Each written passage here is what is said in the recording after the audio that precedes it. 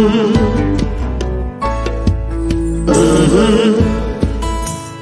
the game gets rough and this life just seems so tough, make we talk, my people, make we talk. When this town becomes an ugly place, don't let it erase the smile from your face. Make we talk, people, make we talk. Conversation is the key, a guiding light for you and me. Spark a talk and you will see. Conflict solver A to Z. World leaders master the art of self-defense just by talk. So people, make we talk.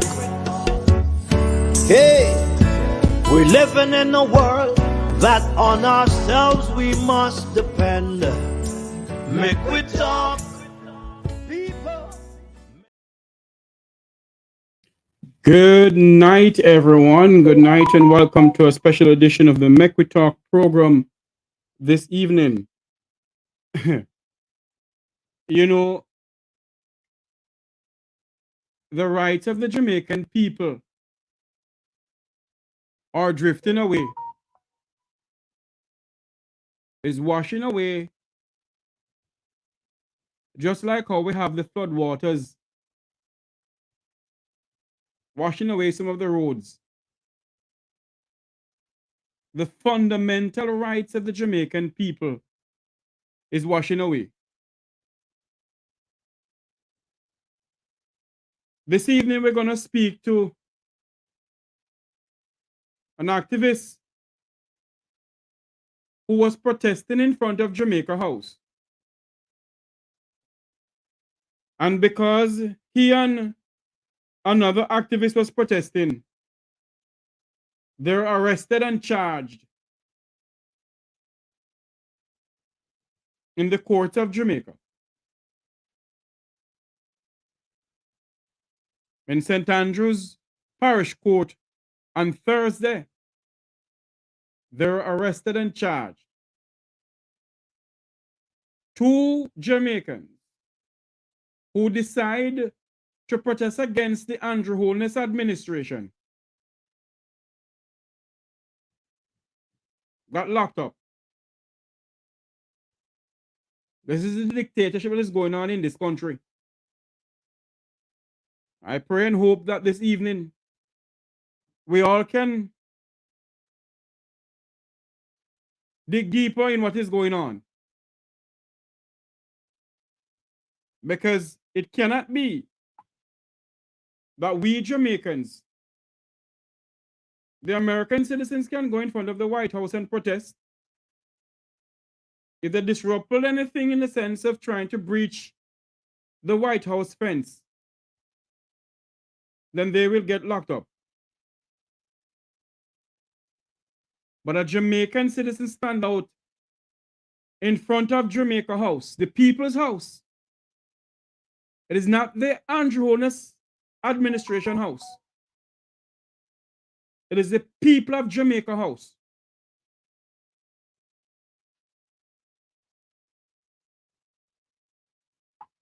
And they were locked up and charged.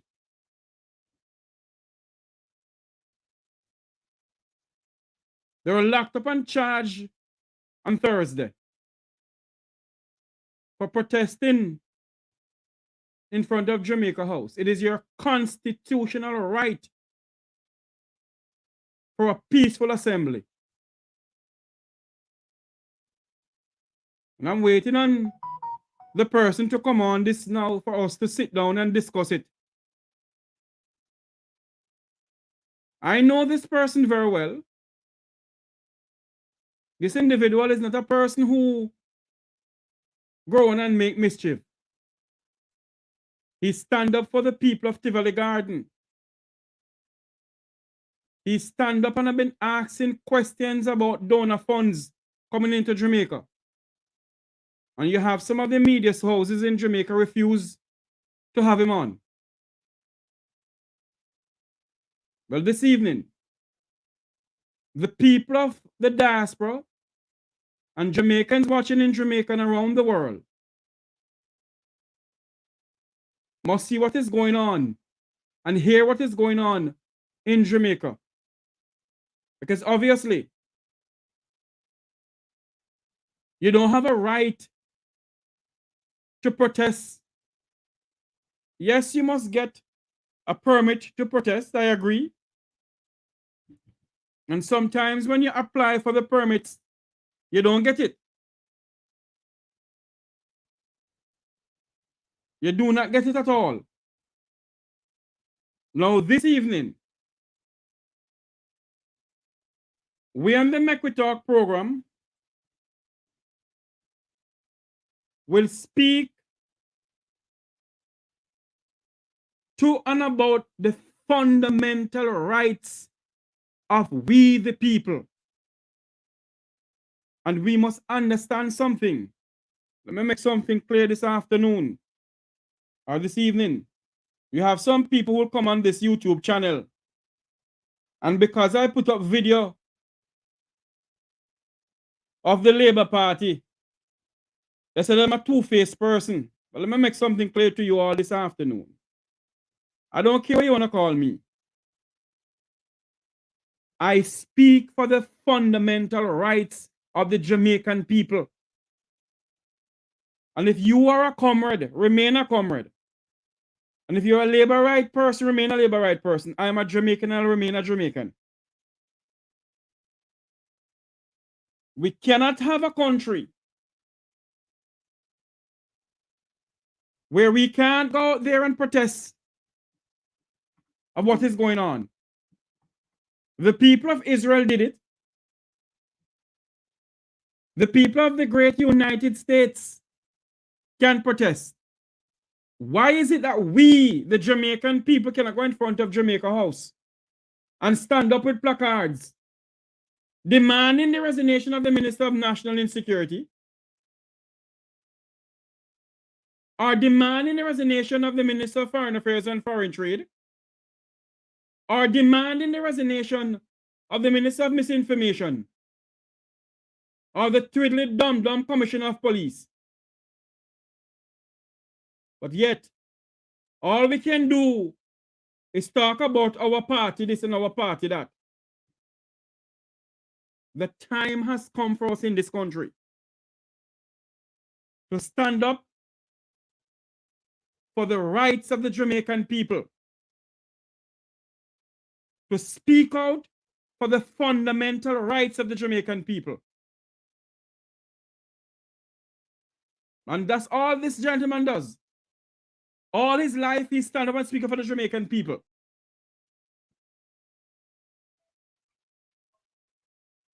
Yes. Yes, please do. You see? That's all he does.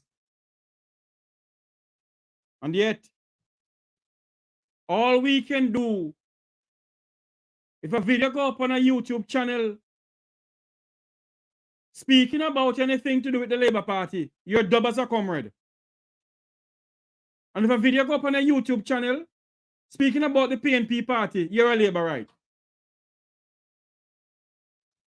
It's full-time we the people. Stop this PNP and JLP and UIC and no-see in this country. Because if we do not do that, our nation is going down a slippery path and a slippery slope. And when we the people can have a peaceful assembly in front of the house that we build, Jamaica House belongs to the People's National Party and the Jamaica Labour Party. Jamaica House belongs to Andrew Holness and his compatriots who is in Parliament. Jamaica House belongs to Mr. Mark Golding and his compatriots who's in opposition. Jamaica House belongs to the people of Jamaica. It is your constitutional right. It is your constitutional right for you to stand in front of Jamaica House with a placard demonstrating for anything you want to demonstrate about. But yet, they will send out the police to lock you up. Because what? We're becoming a dictatorship. Jamaica is becoming a dictator. A country where a dictatorship goes on. And all we can hear, me a ban comrade and me a ban labor right. You never hear that said that I'm a ban Jamaican. And you have some people who believe that you mustn't speak bad about their party because their party run by a demigod.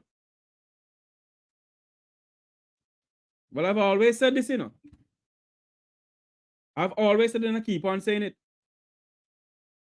None of the politicians in my country, Jamaica, don't put on my 10 pound of chicken back on fire. Not one single one of them.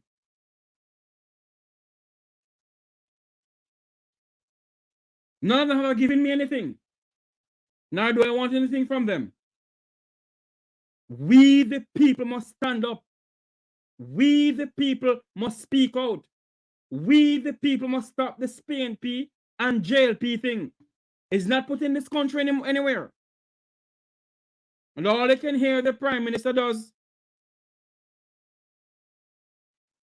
is go on platform and speak about people on social media. We mustn't listen to them.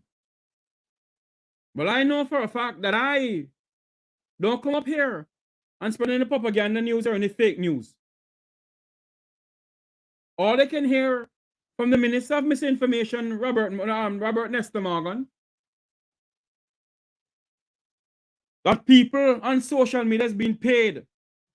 There's a woman on my YouTube channel here who asks if I get the $10,000 from the PNP because I put up a Labour Party video with a family member of mine in it. I don't agree with whatever my family members may say, but I put up the video. And this woman have the audacity to be asking me if I get $10,000 to put up the video. Because what? She's a comrade. Well, I'm neither come red, nor come green, nor come blue. Waiting on the individual to come on to the platform for us to discuss why he was locked up. Why is it that they lock him up?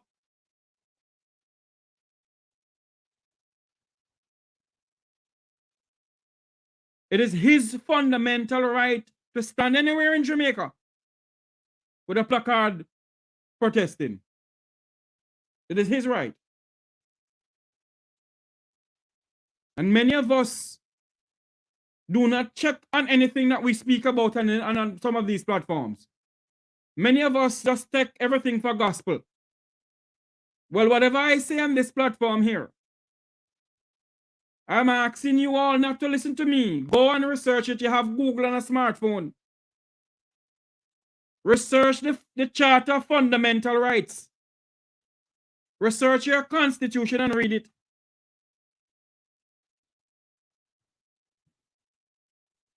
Because if you don't do that, you must have knowledge. And if you don't have the knowledge to know what is going on in your own country, then something is wrong. We can't live like this anymore in Jamaica, where the crime is out of work. And members of the diaspora, all members of the diaspora do, you know, is hug up these politicians that come up there. Oh Lord, the minister is speaking. Be careful because the minister is speaking. Be careful of what? Members of the diaspora, they're a bunch of set of hypocrites. And I will not apologize to no one until we can stand up and say to the powers may be what you know going on with is wrong.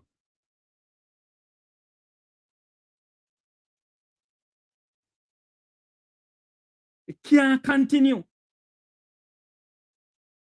Jamaica is dubbed as the most murderous country in the world. And we sit down and say, okay, it's good because it's our party in power. And our party this and our party that. Huh? That's all we do. We sit down and accept it. We don't say anything more. One moment for me, please.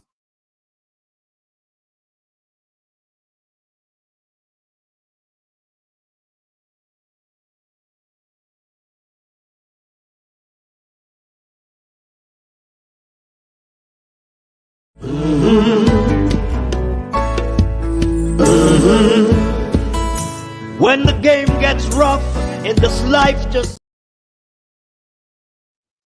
I'm waiting on my guest to come on. He just called me a while ago pertaining. He's trying to come on. So I'm just waiting on him to come on, or maybe we'll have to use the phone or something. I don't know. But we'd love for him to come on that we can see who we are talking to.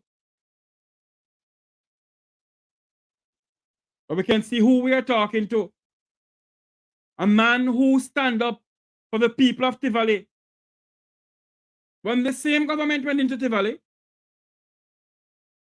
and infringed on the fundamental rights of the people of Tivoli, the same Labour Party government, they went in there for one man. And how many Jamaicans were murdered? And not one single person in politics held accountable for the atrocity of Tivoli Garden. Yes, sir. Yes, I'm hearing you. No, you're on my phone. You're not on the YouTube at all. You're not on the link that I sent to you.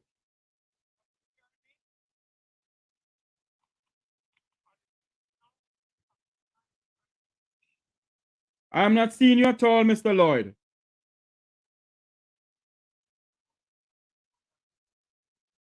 No. Hold on a minute. Hold on.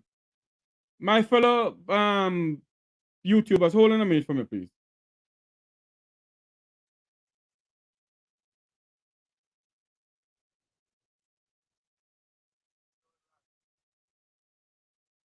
You need to press on this that I'm sending to you now. What I sent to you a while ago now on your WhatsApp, press on that for me, please. Yes, and press what I just sent to you. Yes. Okay. We do apologize for that. We're just waiting on the gentleman to come on. He has a little technical difficulties. From his end, not from my end. From his end. That is the case, then I'm going to use my phone. Because I want to know why is it that you stand up in front of Jamaica House with a placard calling for the resignation of who you want to call for the resignation of? Would that be the Prime Minister of Jamaica? Or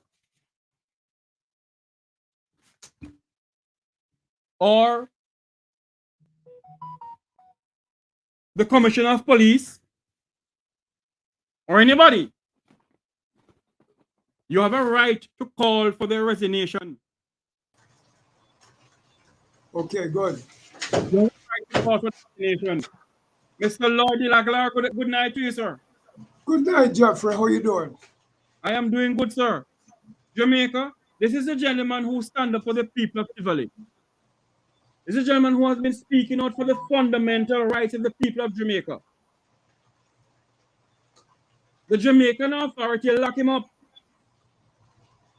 because he was protesting in front of Jamaica House. What is going on in this country? Mr. Lloyd, go ahead and tell us what happened to you, sir. Okay, well, let me say that on the 12th of October, about 2 weeks ago, we the People's Anti-Corruption Movement, and I'm the convener of the People's Anti-Corruption Movement. We've been in existence now for several years, and we decided that the Prime Minister has a lot of questions to answer.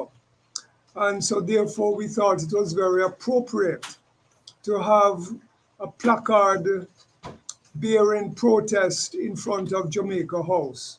Yes. And so we decided to assemble there.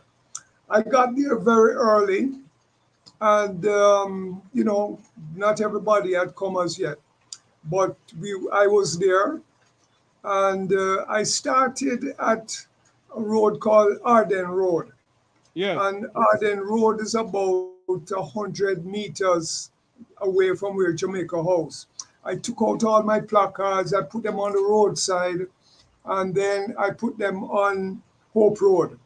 We were Yes. on the southern side of Jamaica House. We were not on the side of the road where Jamaica House actually is. It's in Mm-hmm. front of it on the southern sidewalk. So I started to put out the placards so that when people come, they would see the placards, the people driving by would see the placards, etc. And when I got there, I noticed there was a police car parked in front of Jamaica House. I said, wow, well, it's Jamaica House, so you never know what's going on. Right, But there because was a police car. maybe they're there to protect the people of the Vumva and the Vumvavi. So I, I started to take out my placards and so on. And very soon I saw a lady coming down who would be part of the protest, and she was walking towards me. And there were two men that were walking behind her. So I thought they were probably coming to participate in the protest as well. Anyway, she came and I said, well, take up some placard and let's start. And the men who Yes. were walking beside her, they called my name. So obviously they know who I was. But so I said, you're here to support us. And one of them said something which I can't even remember what he said. But he never said, yes, I'm here to support you. And within seconds, another police car drove up, along the road and stopped right in front. So I went over there to have a talk with them. They called me. They wanted to talk to me. So I said, what's going on? They Mm. said, you can't protest right here. I said, why not? They said, well, you have to go down. And they pointed maybe about 3 blocks away from where we were. So I said, why should we have to move away from here? I have a right to, to For a stand peaceful up, assembly. to hold up my placard, etc. And they were sitting very quietly in the car, and they said, no, no, no. And I kept asking questions about the legality of what they were doing and about my legal constitutional rights, etc., etc. So anyway, I think the lady that was there with me, she was about to walk away, but she didn't. And she stood up there. And another police car came. And they came out of the car and they said, well, you were told to move and you didn't move, so we're going to arrest you. I said, what? Mm. And within seconds, we were put, me and the lady, she was walking away too, as a matter of fact, and they Yes. put us in one of the police cars. They didn't handcuff us, fortunately, and they drove us to Halfway Tree Police Station, which is Mm-hmm. about 5 minutes away from where Jamaica House is. Mm-hmm. She was taken inside the police station where people sit down and so on, but I was taken in a cell, and I I beg your was pardon? locked. I was taken in a cell. Hold on for me, Lloyd. You was not taken in the police station itself for I them was to book you. You no, just I mean wasn't. go ahead. No, they took me in a cell where they hold all the prisoners and the people they lock up and so on. They didn't put the woman in a cell, but they put me in a cell with about 4 or 5 other people that they were there. And a lot of them was quarreling and complaining, and they looked like they weren't treating them well, and so on and so forth. So I was there. So I realize now that I could suffer what a lot of people who get arrested by the police suffer, which is I begin to try to talk to the police to find out what is going on. Mhm. And they really So wouldn't hold on engage. for me, Lloyd. Yeah, Did they tell you? Did they tell you why they lock you up? yeah, well, they basically told me to move and I didn't move. They didn't give me any details of what the lockup was all about. But they Okay, said they told me to move and I didn't move. remember what you're gonna say for me, Lloyd. The question I want to ask you now: did you get a permit to demonstrate, to No, I protest? didn't need a permit to demonstrate. You And didn't need a permit. I will Okay, get into that later on I'm just describing to you at first what happened. okay, So go ahead. All right, okay, go ahead, go so ahead, I go ahead, go was ahead. in the cell with these people, these men, and I was seeing what kind of things these people go through. And, Mm-hmm. if you want to use a toilet, if you want food, if you want water, how long you've been there, can you get a lawyer? I even asked them, can I get, can I make a A phone telephone? call. I would like to make a telephone call. I'm entitled to a telephone call. I Yes. gave them a number and they said, well, the number didn't ring. And every now and again, I would ask them, can you ring the number again? Them said, but we called already.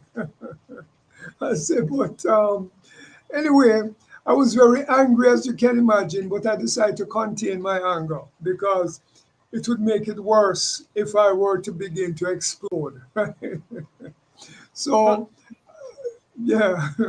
now go ahead, Lloyd. I'm listening to you. Go ahead. Yeah. So it was very frustrating.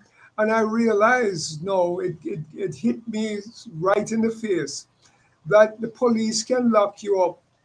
And even if it's not a serious charge, they can tell you that they're investigating, and it could take them 2 3 days before they finish the investigation. So they have the power to lock you up and to keep you in there for as long as they want because they're investigating. And a lot of people in Jamaica suffer that at the hands of the police. If they want to be prejudicial against you, they can do almost anything once they put you inside their lockup.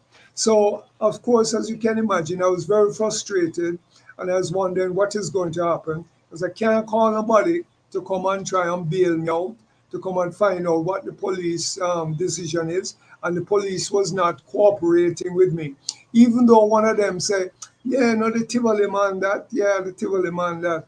So they knew who I was, but they weren't The cooperating. powers may be, Lloyd. Hold on there, no, Lloyd. The powers may be the people of Jamaica House, the People House, where you go in front of to protest. And them call the police on you. It's Andrew Holness administration call the police on you because Well, they believe, hold on, Lloyd, they believe that you don't have the fundamental rights. Who are you to demonstrate or to protest against them? Well, you're absolutely correct about that. I was kind of just building the case, but they obviously knew that we were going to be there. That is why the police car was in front of Jamaica House. That is why 2 police cars came down so quickly. So I had informed people on social media that we were going to have a protest. So I am quite sure that they monitor social media, or maybe they even listen to your telephone calls, read your email messages. I just take that for granted that this thing go on. They're probably watching the both of us right now as we speak. I really don't care if So they want to watch me. so so I was pretty much aware of what was going, that this is what they were doing. They wanted to prevent a protest in front of Jamaica House, and they wanted to. I kind of go forward quickly to let you Yes. know that in I can't remember what year it was, but I also once tried to organize a march in front of Jamaica House by with some people from Tivoli Gardens, and we assembled at the same spot at Arden Road, near Arden High School, and then we walked out onto the road, and the police told us right away they were there, and they said, Mm-hmm. no, you have to go by Creepy Corner. You can't do it right here. So fine, we didn't have a permit at that time, even though we weren't on the street, we were on the Right. sidewalk. It wasn't a whole lot of us, but so we complied and we walked up to Creamy Corner, but they made us know that we can't stand up in Okay. front of Jamaica House. What I want to ask you now, Lloyd Delagla, is there a law now that is out that Jamaicans cannot protest directly in front of Jamaica House? You have to go 3 blocks down the road. Is there a law in place for that? Are All you aware right. of any law like that? All right, so let me tell you the legal side of the whole thing. There is the Public Order Act, and that is what Right. we were charged with, violating the Public Order Act. Now, as you know, I'm a street lawyer, so I have read the Public Order Act very carefully.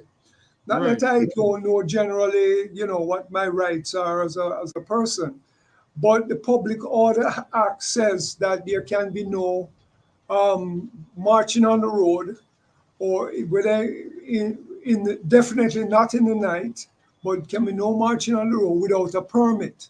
You have to get a permit to march on the road. So we weren't having a march, so that didn't apply. And if you're having a meeting on the, you need a permit. We weren't having a meeting. We were only going to stand up there and hold up some placards. So all of that stuff did not apply to us because I know what my rights are. Right. If it's just me one, and me no say nothing at all. Me can go in front of Jamaica House any day or hold up a placard. What are you going to tell me that I'm committing a crime? That is nonsense. Look, in the United States, thousands of people have been protesting in front of the White House against what the United States and Israel are doing to the people in Gaza, right? So if you can protest in front of the White House, why you can't protest in front of Jamaica House? It just doesn't make any sense. But And the White House belongs to the people of the United States. It does not there you belong to go. Joe Biden or Joe Biden administration. They are just in there for a little while. There you Jamaica go. House belongs to the people of Jamaica, not to Andrew Absolutely. Holness and his followers. Absolutely. So they have, so there's also, so the Public Order, let me tell you about a little more about the Public Order Act. The Public Order Act is a colonial law, right? Yes. Which was created in 1957. Jamaica became independent in 1962. So this is a colonial act, right? And it hasn't been updated. And, Hold on there. obviously, Hold on there for me, Luke. Mr. yeah, Luke. Hold on there for me, Lloyd. Lloyd, You're saying to me that the Public Order Act of what year? 1957. 1957 has That's right. not been amended nor updated. No, the only So hold little on there thing, now. go ahead. The Minister of Injustice, Delroy Chuck, who loves to go around and say he's amending the laws to suit the Jamaican people and blah, blah, blah. So what about the Public Order Act, Delroy Chuck? Well, as you correctly said, Delroy Chuck is a minister of injustice. He's not the minister of justice because he has never intervened in any issue where justice is concerned. If you have the state of emergency and the state of emergency scoop up young men off the street and lock them up for months and months, and in violation of the Constitution, in violation even of the State of Emergency Act. He says absolutely nothing. He is the Minister of Injustice, and it's really like a big joke that they call him the Minister of Justice. So he is not about that. He's just there to do one thing, which is to politically protect the government. That is what he's there all about. So this law is 1957, but when you read it, right? There, Hold on, Lloyd, do you have it yeah, there with you now? I beg your pardon. Do you have it there with you now? It's a pity you never tell me. I have it, but I would have to go look it up. Oh yes, I have it here. The Public Order. Yeah, yeah. Please So, read it for us. well, it's a little bit long, but let me just read. Read some of it for relevant- us. Read some of it let for me us. We have a read. long time here. Yes, let me read the relevant parts for you. Please do. It says here, a public march means any march or procession in a public place comprising, whether wholly or partly, pedestrians, vehicles, however propelled or drawn, or bicycles, except a march or procession, right? So, public meeting includes any meeting in a public place and any meeting which the public or any section thereof are permitted to attend, whether on payment or otherwise. And it says, it shall be unlawful for any public march to take place at night, in the night. It shall be unlawful for any public march to take place in daylight unless a permit has been issued in respect thereof. Right? Yes. You hear that? Yes. Public march, and unless you have a permit there. We did not need a permit because we were not marching. We were just standing up. And So okay. so those are, So yes, the Public Order Act of 1957, does it speak about yes. you standing with just a placard? No, it doesn't. But let me tell you what is there now, right? At the very back of the thing, Yes. there is nothing there which says what it is or whatever. But there's something in there about scheduled premises, which Yes. is what the police issued a press release some time ago saying that there can be no march near scheduled premises. And this is what it says. The scheduled premises are headquarters, Duke Street, Kingston, the office of the Kingston and St. Andrew Corporation, Kingston, the head offices of all ministries, Jamaica House, King's House, Gordon House, the cabinet offices. So they have just thrown that in there and said, we will not allow you to protest in Hold front on of there. those places. Was that put before the Parliament of Jamaica, or did they just put it in there? I have no knowledge that it ever was. I suspect that they are the ones who just arbitrarily put it there because I have organized a march down at Gordon House already. I can't remember. It was another Tivoli march, and they Yes. said you can't go any further than right here. So it only a policeman was out there and thing. So I decided that I was just gonna take a few people with me, and we're gonna circle the place and walk into where Garden House is. And when we were doing that, the police stopped me and said, "Well, what we tell you, say enough to march." I said, "I'm not marching. I'm just walking over to Garden House. We didn't have no placard or anything." And them said, "No, you can't do that." So, so it's just So to, hold on there now. yeah, how the system works. They don't want you to go near Garden House. They don't want you to go near King's House. They don't want you to go near Jamaica House or anywhere that they say they don't want no march or no protest or no nothing. That is what they do. It's called a scheduled premise, right? So that's it. So I've been through that already, and okay. So let me fast forward. So what happened in 2021 was that um, the Joseph Patterson's group, United Independent Congress (UIC). Are you a part of that group, Lloyd? No, I wasn't, but I was invited to be part of the protest that they were going to have. As a matter of fact, I was on the planning committee, but we had a little disagreement with them, and Him and so I everybody was, have disagreement. Hold on there, Lloyd. Joseph Patterson, everybody have disagreement for him sitting. Him yes, resign for the 11th time. And yeah, come yeah, back. No, he said, hold on there, Lloyd. No, he said he resigned, And now he's having fundraising for campaign. Now what kind of shebang going, what kind of scamming going on? Anyway, that's for another program. Continue, but Lloyd. that's another discussion. But anyway, I was on the planning committee, and because I was talking like I am talking to you, you know what kind of person I am. They Yes. didn't like it, and they felt a little intimidated by my frankness about the political situation. So they kicked me out of the group. But I had wanted to inform them and to educate them as to how they should organize it, which is Yes. that if they don't get a permit from the officer, the police commissioner's office, then I think you should walk on the sidewalk. Don't go on the street, go on the sidewalk, because it's legal to walk on the sidewalk.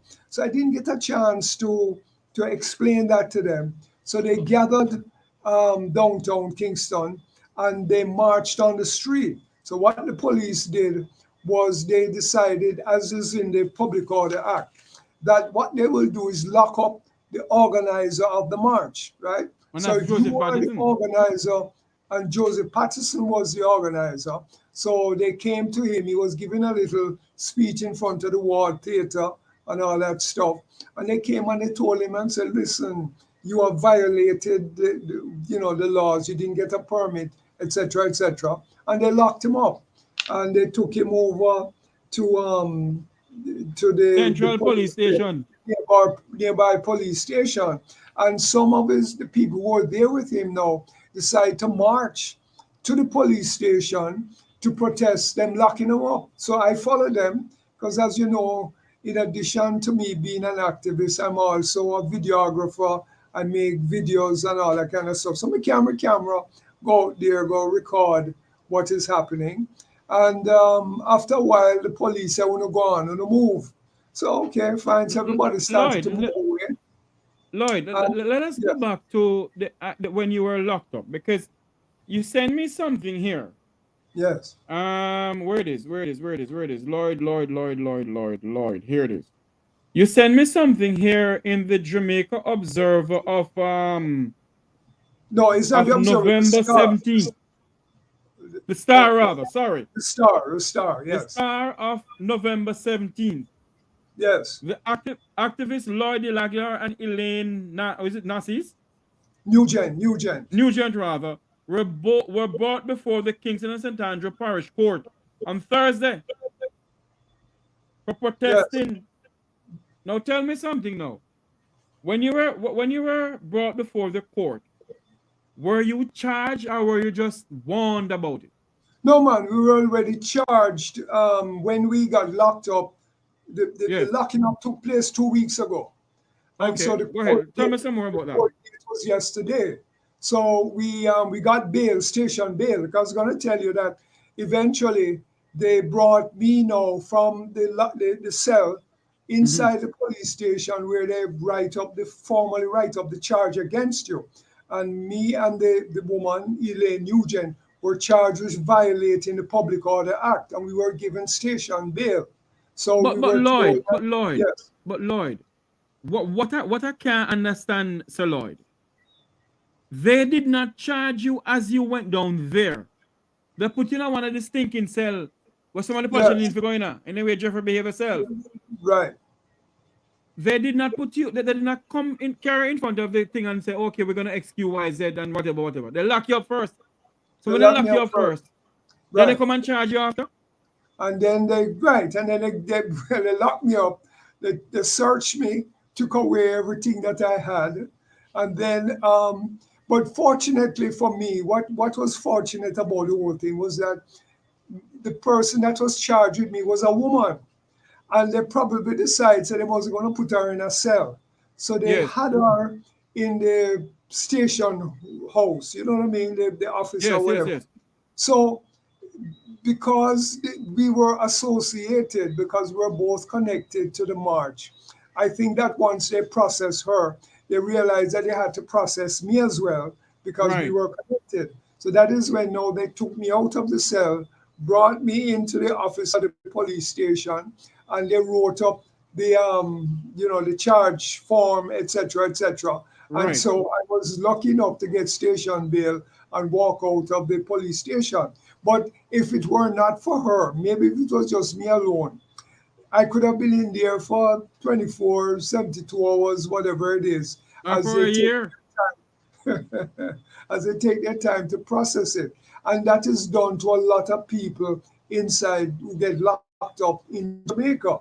So I was seeing it with my own eyes, based on that experience. Lloyd, So that is what happened. let us drift away from that for a bit. And we're going to talk about, a lot of people haven't given you the privilege to speak about the level of corruption that's going on in Jamaica. Donor funds coming into Jamaica. Donor funds in the tune of 3 or 2 point something billion dollars. A third of $1 trillion Jamaican dollars to help fight crime and for healthcare and for education. 1/3 of $1 trillion from 2015 to 2018. 1/3 of $1 trillion Jamaican dollars. 2 point or 3 point something billion US came into Jamaica. And is either it is accounted for in some willingly way. And yet, the crime pandemic that we face in Jamaica is still washing down Riverton Dam. We're in all now. The Minister of National Insecurity, Dum, and his Commissioner of Police, Twiddly Dum, cannot solve the crime pandemic in Jamaica. Lord, you have been speaking out about a lot of things in this country. And I want you tonight to tell the people of Jamaica and the people of the diaspora and the Jamaicans who are listening to us from around the world and watching us. Tell them what is going on in Jamaica. Because Jeffrey Tavares will come out and speak and I say, oh, Jeffrey chat too much because him and this and him and that. Lord, tell us what is going on. From the level of corruption that you have been advocating about, you have been talking about it. With the level of corruption and the level of donor funds just going out like Sammy mouth. The floor is yours, Mr. Lloyd. Well, you have touched on it, very briefly, and that's good because you set the stage. But Jamaica is listed as one of the most corrupt countries in the world. You have an organization called Transparency International, and they specialize in investigating and doing a worldwide assessment of corrupt countries and so on and so forth. And Jamaica is listed for years now as one of the most corrupt countries in the world. They estimate that at least 750 million US dollars is siphoned off each year by politicians and public sector officials into their pockets. 750 billion, we haven't worked that out in Jamaican dollars, 750 million US, but that's a lot of money. That's billions of dollars, right? And that has been going on for a very long time. When they do polls in Jamaica, the people, 70% of those who are polled say that the government is corrupt, the system is corrupt. So it's not just Transparency International that is saying that the system is corrupt. It's the people who are saying that the system is corrupt. I take taxi. When I'm in the taxi, you hear the taxi driver and the passengers saying how corrupt Jamaica is. Them know it. Them know that the prime minister corrupt. Them know that the politician corrupt, the leader of the opposition, all of them. So people don't have any doubts about the corruption that take place in this country, especially the police as well, because you drive in your car and you commit a road traffic offense, and the policeman say, well, give me a thing. And if you give him a thing, then he will write up, a thing against you. And you're cool, right? So that is the way people know that it works. And if you want social service, you have to pay money for it, etc., etc., etc. So the people know it from first-hand experience. Having said that, that is one of the reasons which led me to initiate the formation of People's Anti-Corruption Movement, because we need to focus on corruption. Now there is the Integrity Commission group led by none other than Mr. Trevor Monroe. In, that has been in existence for some time now. But guess what? Trevor compromised himself politically because him joined the PNP and him wanted to be a candidate in one of the elections and he lost. He lost the election and he kind of back out of the PNP after that, right? Because he was a little embarrassed that the people didn't vote for him. I'll tell you something. The other day, just before the ambassador before the current one, the U.S. ambassador. I forget the Yes. name right now, but You mean Donna Tapia? Tapia, is that it? Yes. Uh-huh. Yes. There was a public meeting where Trevor was there and he was there. And I don't know if it was a private conversation between him and Trevor, but Trevor said something to the effect that the prime minister corrupt. Right. And I remember that. Tapia said publicly, no, this is no private thing between him and Trevor, no. Him said, what? Are you saying that the prime minister is corrupt? I mean, this is outrageous. How could you say that the government is corrupt? And him cuss out Trevor. And him say, we tired of this right now. This thing has been going on too long with you. And Trevor never come out and say, well, the government is corrupt. Trevor kind of hedge and hedge and hedge. And guess what? Within a week, the USAID say that they're not giving Trevor's group any money anymore. So they pulled all the money that they have. So some of these anti-corruption organizations, are funded by people like the USAID and Europe and England and all European Union and all these kind of places. And so they are compromised. They are compromised. You understand? And go ahead.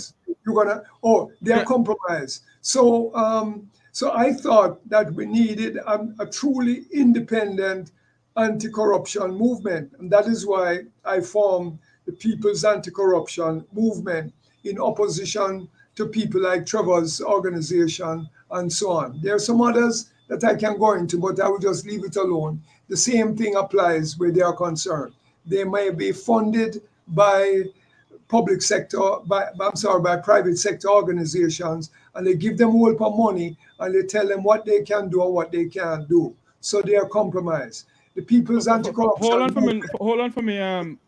is not funded Lloyd. by anybody. Yeah. Right. Hold on for me, Lloyd. We're gonna repeat what you said. If you're just joining us, we're speaking to activists, human rights activists. He was standing in front of Jamaica House, and they come and lock him up, saying he can't stand in front of Jamaica House to protest. The same way, a Jamaican doesn't have any standing. A Jamaican who lives in the diaspora, if you want to sue a minister of government, you don't have any standing in Jamaican courts. Yet when the two political parties need money, they come to the diaspora and beg the money. But a Jamaican citizen who lives overseas, if they want to sue one of those people of the Vumvavi in the Parliament of Jamaica, the judge in Jamaica, or the court and judge in Jamaica will tell the Jamaican citizen who live overseas in the diaspora that you don't have any standing.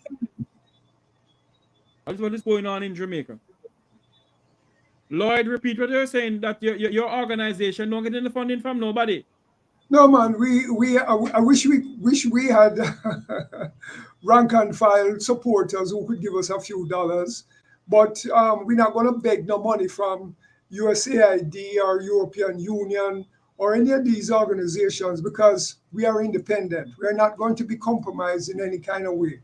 It's better we struggle and we suffer to do what we have to do rather than be compromised as Trevor Monroe's group was compromised when the US ambassador cussed him out and said, how dare you be calling the government corrupt? Because we don't hesitate to say that the government is corrupt. The system is corrupt. And one of our major demands is for a People's Commission of Inquiry into state corruption, right? And we have written a letter to the Prime Minister. We have written a letter to the Leader of the Opposition.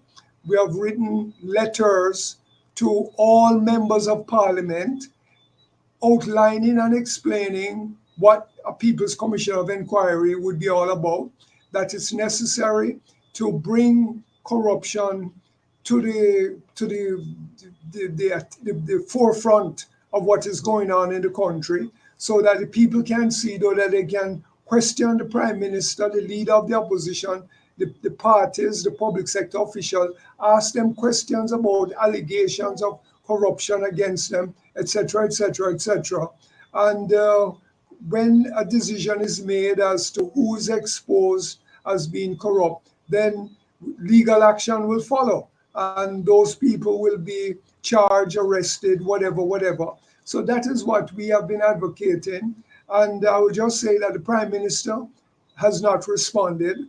The Leader of the Opposition has never responded, and not Continue one talking. member of Parliament has responded. I think if you read the thing in the newspaper that you quoted before, you will see that they're saying that that we did do that. I'll read it to you.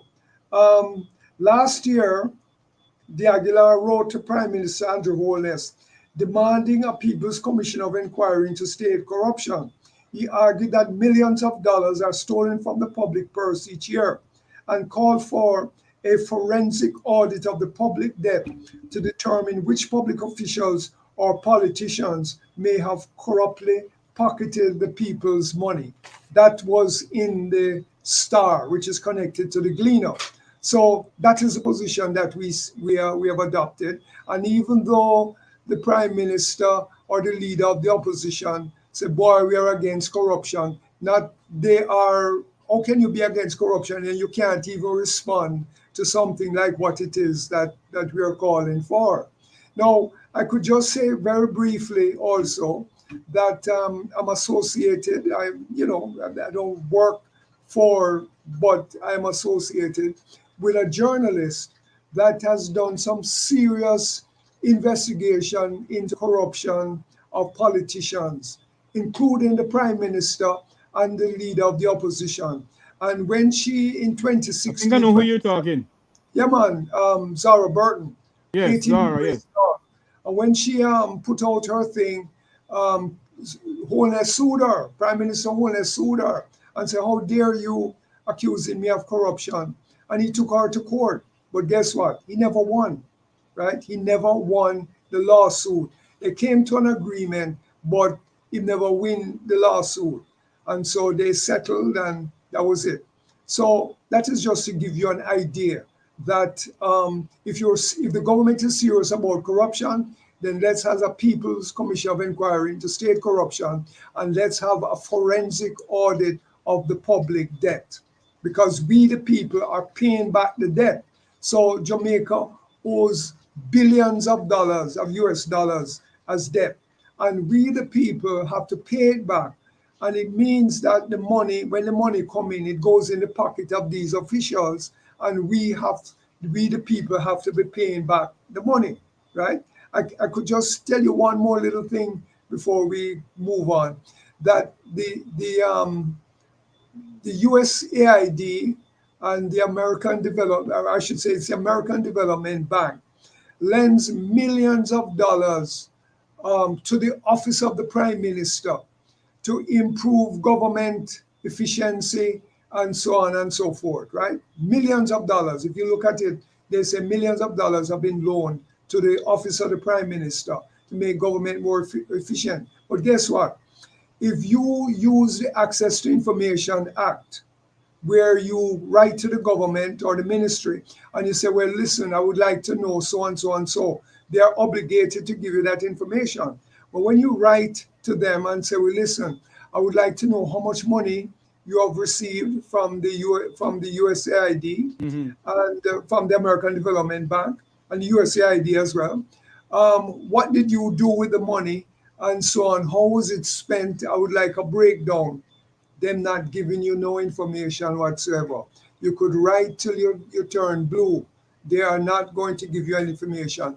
Then I write to the Auditor General and I say, Auditor General, have you audited the millions of US dollars that the Office of the Prime Minister has received for improving government efficiency, how the money was spent, etc., etc.?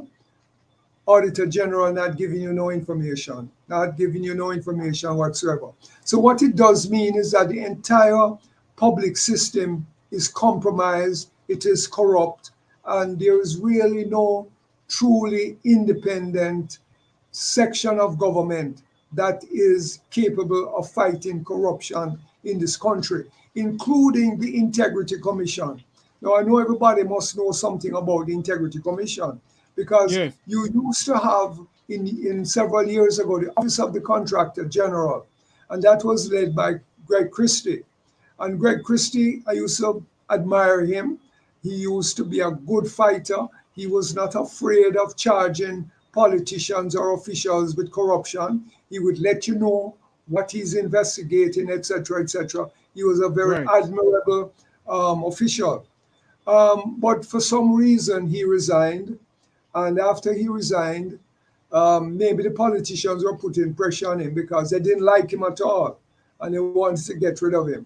So he stepped out for a couple of years and then they reorganized the Office of the Contractor General, called it Integrity Commission, reorganized it and reformulated it, etc., etc. And Greg Christie was reemployed as one of the directors of the Integrity Commission. But guess Mm-hmm. what? The major shortcoming of the Integrity Commission is that if they discover that a politician or a minister or the prime minister is involved in some kind of corruption, they cannot tell the public that we are investigating the prime minister for corruption. They cannot tell And you that. and that and that is what I want to talk to you about now, Lloyd. What is your views on what the Speaker of the House is doing now? Where when the former Speaker was there, a question was put to the former Speaker by a member of the People's National Party pertaining to what the Auditor General said. And now this current speaker is saying that she can't tell the Parliament of Jamaica, nor the Jamaican people, what the Attorney General said. But I can tell them the Attorney General told the Speaker of the House of Parliament that she needs to table the integrity report. Well, let me just add one thing to that for you. You talk about the previous speaker. Well, the present speaker is the wife of the prime minister. Yes, I The know that. present speaker is the wife of the prime minister, Mrs. Juliette Honus, right? And the previous speaker had to resign because they said that on her statutory declarations, she did not mention the fact that she had received a discount for a car she bought, which politicians and people in her position are entitled to a discount, a big 20% discount Yes. when you buy a car, because it's like they are subsidizing what it is that you're doing. And so they decided that she should leave and she resigned. And then now the wife of the prime minister is now in charge. But guess what? The prime minister himself has not had his statutory declaration certified by the Integrity Commission for 2 consecutive years. His statutory declarations have not been certified. And the Integrity Commission has also said that it's investigating 6 politicians for illicit enrichment. Let me repeat that, illicit Yes. enrichment. So there are 6 politicians who are under the radar for having engaged in illicit enrichment. And it's logical that the Prime Minister could very well be one of the six that is being investigated for He illicit and his wife. enrichment. And well, I was coming to that now. Because he and his wife are business partners. In addition to being married, they are business partners. They are involved, or she's involved, she's the main director of housing construction. And, some people are saying that Prime Minister is involved in getting contract from some of those companies that come here to build roads and all that kind of stuff, right? This is what it is alleged that is Right. happening. But so it very well could be that she's also part of one of the six MPs who are involved in illicit enrichment. And it's clear that her duty now is to try to protect the six who are involved in illicit enrichment. And she and her husband could very well be among the six who are being investigated for illicit enrichment. And I believe that, or others should believe that it's a conflict of interest for a prime minister to be under investigation, and then your wife becomes the speaker of the house, and she knows the inside out of how the parliamentary system works. So that if the Integrity Commission sends a report about corrupt politicians, which could include her husband, could include herself, she knows how to delay it for as long as possible and to cover up and so on and so forth. So to me, that's a big conflict of interest, and it is showing us that Jamaica, it smells, or the parliament smells to the highest heavens of corruption, But and Lloyd, to why do we investigate that. all Lloyd, why do we always love to give some sweet word? It stink like Riverton Dump. It smells to the high heavens.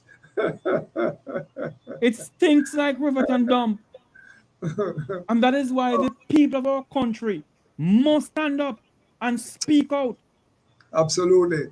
Well, that is why we now wanted to have our protest, because we want to begin to let the people know that even though they understand that corruption exists, they must begin to do something about it. Because if they don't do anything about it, it is going to be kept repeating over and over and over.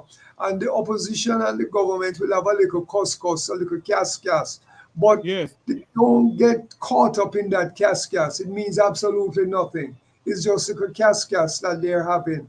Because I can tell you, the same journalist that I just mentioned in terms of wholeness has also did something on Andrew and on Mark Golding as Mark well Golden, yes. You about said his it already, yes. assets. And he has offshore companies, just like how wholeness had offshore companies. And offshore companies is a legal way of Not paying avoiding any taxes. taxes, not paying taxes legally. So you can legally scam the system, make money, don't pay taxes, etc., etc. So nobody can call you a scammer, because what you're doing is legal. And those things have to change. So how are we going to change them? Because they will tell you, say it legal. In the United States, the politicians who have offshore companies are not as free to do what they want to do as you are free to do what you want to do in Jamaica. There's a little bit more scrutiny of those politicians in the US. But in Jamaica, there is no scrutiny whatsoever.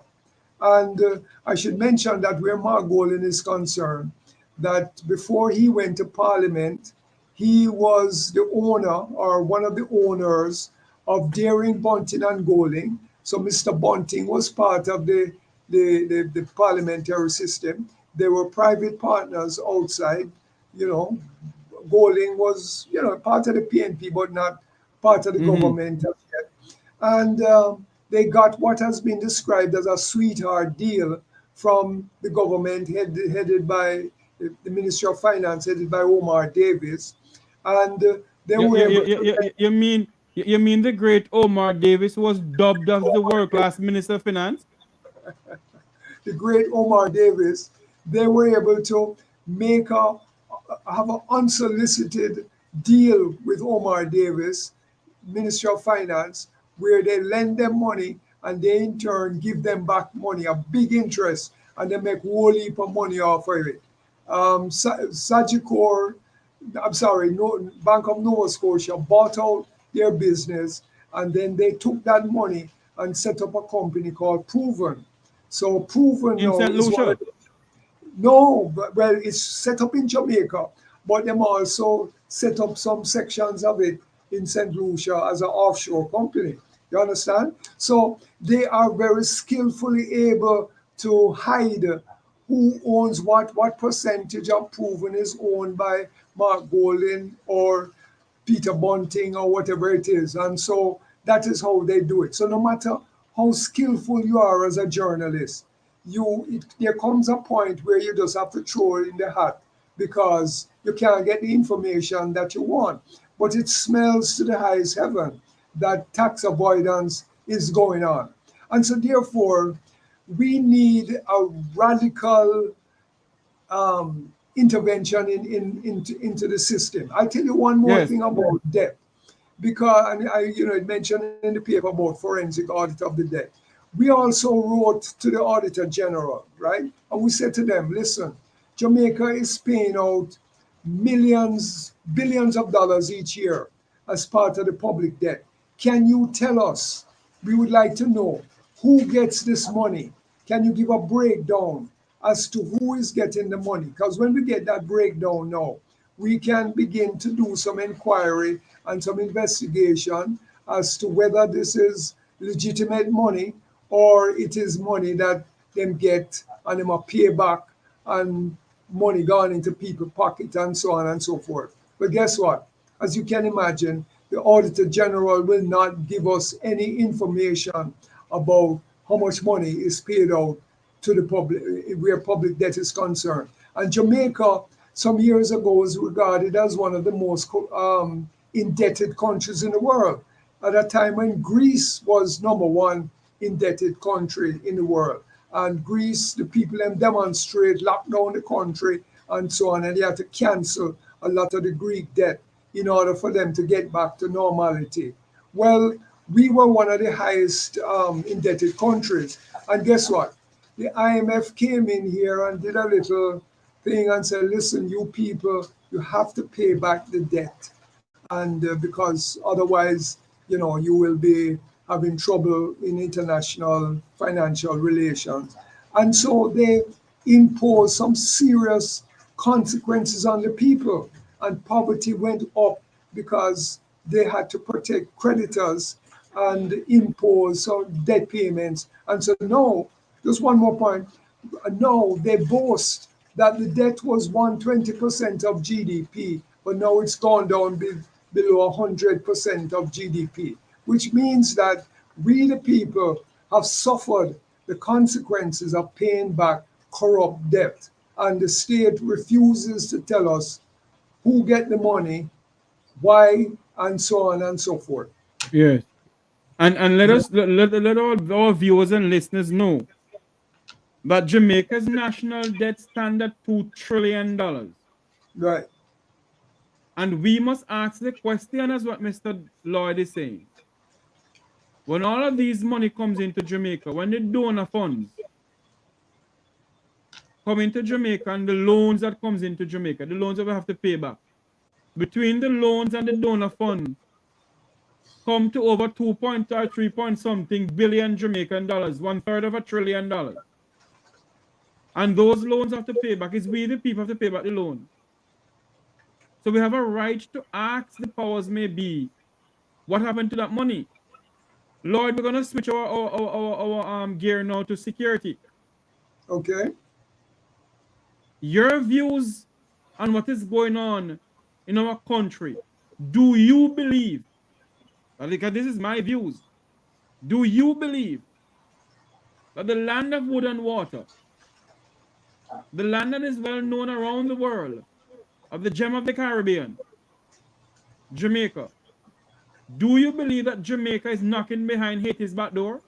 And do you believe that when the minister and the commissioner of police Minister of National Insecurity, and the twiddly dum commissioner of police comes out and tell the people the crime figure.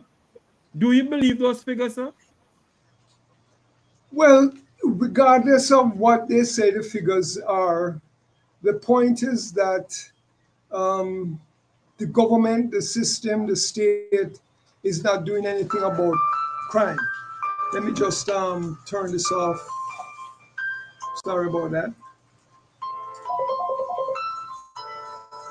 I'm sorry. I should have Mm-hmm. turned off my phone. We're speaking to Mr. Yeah, Lloyd de sorry about Laglar. that. Yeah. Go ahead. Sometimes they say, well, boy, the crime rate went down, last year by 5% or 2% or whatever else it is.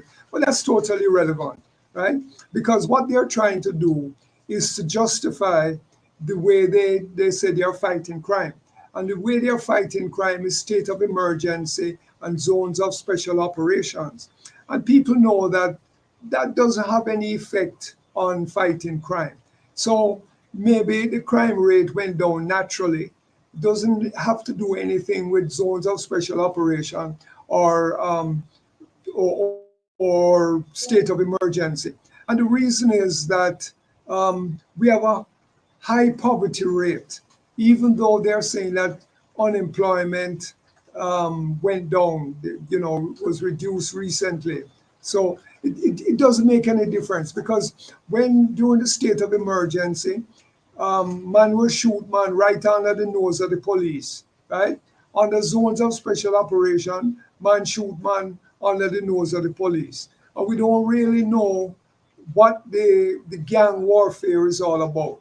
So what is happening is that sometimes they say we need social intervention, but there is no social intervention at all.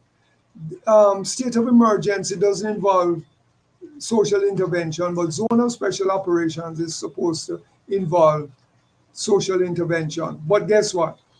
What the social intervention is needed is to provide work for the young men who are not working. A high percentage of young men don't have no job. And not only that, high percentage of them don't have no education either because they never go to school. And so them come out of school and them don't have no papers, no CXC, no GC, no nothing. And the reason why a lot of them don't have these basic educational requirements or is because them poor, them mother and father, and sometimes it's just the mother one, do have no money to give them lunch money to go to school. She do have no money to get it to buy uniform. She do have no money for buy books, and she do have no money for give them transportation to go to Mm-hmm. school and come back. And so the schooling system for these young men is very deficient. And that is what social intervention should be all about. And those who don't have no work, find work for them. Because if you don't have no work, then gangs can be formed and people will be fighting each other and so on. So it's not state of emergency, it's not zone of special operation, it's social intervention that is required. And there is no social intervention taking place at all. We need free education. We need free health care. We need work, jobs for the jobless, right? And we don't have that at all, at all, at all. And I would say one more thing also. These guys, you know, have guns. Now, where them get the gun from? Where them get the gun from? Are you trying to tell me that guns are coming into America, coming in from America into Jamaica, and our investigators, undercover police, and all that kind of stuff can track down where the guns are coming from and be able? Because every now and again they say, "Boy, we find 50 weapons at the harbor, Kingston Harbor, etc., etc." But we never hear the person who the gun is coming to being arrested. We never hear them tracking it down and say, well, this is the person who was coming to. Because I am not a police, but if the harbor call me and say, boy, we we have a container with some gun. I said, fine. Who did it come to? And them say, well, it's John Brown. Well, I would say, tell John Brown that their package is there. And then when John Brown come, you arrest John Brown because of so and so. But that never happens. What they will do is get the guns, and then we never hear who the guns were going to. So the implication is that the guns could very well be connected to political parties and big officials, because it's only them one can bring in gun and give it to the young men them. Because I mean, I see them on the 20,000 and the 30,000 for go buy gun. When them all get them kind of money there for go buy gun, it just doesn't make any sense. And so these kind of things are staring you in the face in terms of what needs to be done, and that the system is compromised because the system is corrupt and the system protects those who are engaged in all forms of corruption, whether it's stealing money or whether it's bringing in guns, giving out to gunmen, etc.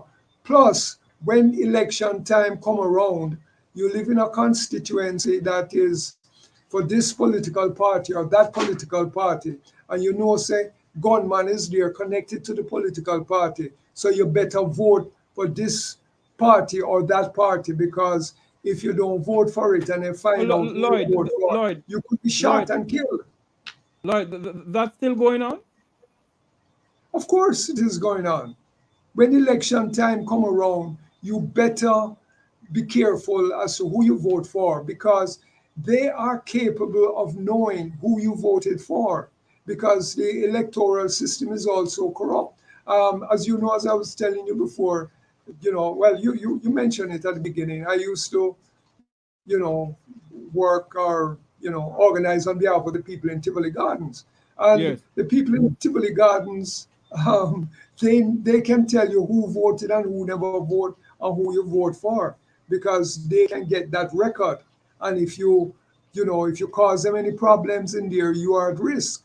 So that is the kind of corruption that exists in the political system. And I would say another thing, that a few years ago, the Gleaner editorial, right? The Gleaner, everybody, all the big man, them respect the Gleaner and all that kind of stuff. And the Gleaner in an editorial says we have two gangs in Parliament. That is what the Gleaner editorial said. Two gangs in Parliament. And boy, I never hear none of the politicians them say, how dare you call us a gang? How dare you? Nobody never take on the Gleaner. But the Gleaner argued that there were two gangs in Parliament. Well, there is a gang legislation, right? And how that gang legislation works is that the police can just drive into a community and just lock up all the man them that them think is gangsters and put them in and carry them to a little place, go investigate them to see whether they are gangsters or not, whether they have serious evidence against them or not. But I believe that if the police were to use the same tactics against the parliamentarians, which is to go there when Parliament is called and put all of them, the 60 of them, in the back of the truck and carry them to a place of detention and investigate them, I'm sure they would come up with a whole heap of evidence about the gangsterism that they're involved in. Lloyd, you and I can continue to dream about that. Do you think you'll ever see that in our lifetime? Well, the anti-gang legislation is there, so why can't it be used against the two gangs in Parliament? Huh? Two gangs in Parliament. That's a very good question, Lloyd. And you can go and lock up, whoever you suspect is a gangster. There is a trial going on right now, just finished, of some gangs, and they locked them up, and all kind of thing went on in the court, and there was about 10 of them, they sentenced them because they were involved in this, doing that. I believe that since you don't want to have a People's Commission of Inquiry into state corruption, then maybe you should use the anti-gang legislation and go into Parliament, lock up everybody, carry them, investigate them, and find out who is involved in illicit enrichment and who is involved in cronyism and nepotism and all that kind of stuff. And who have offshore account in the Cayman Islands and And all who over the are place. offshore and how much money they're making and hiding and so on and so forth. It can be done. But it is not going to be done by the powers that be. It is we, the people, that are going to have to go out there and make them know, say, we now put up with this anymore. We are not going to put up with this anymore. Things But have to change. but Lloyd, based on all of this now, you, a Jamaican citizen, went in front of the people's house with a placard to demonstrate peacefully. It is enshrined in our constitution that we have the right for a peaceful assembly. Isn't that so, sir? Absolutely, absolutely. We have the right to peaceful assembly. We can stand up on the road and hold up a placard. You know, you can do that. Why is that illegal? You're not marching. So if you're marching, then you can say, well, all right. Them say, boy, you must have. But let me tell you something. In the country areas in particular, because you have Kingston and you have the rural areas.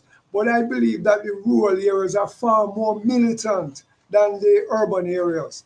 Because when the road them bad, when them now pick up the garbage, when the place full, the people them go out in the road and them block the road them and them do them thing. Them can't lock up nobody.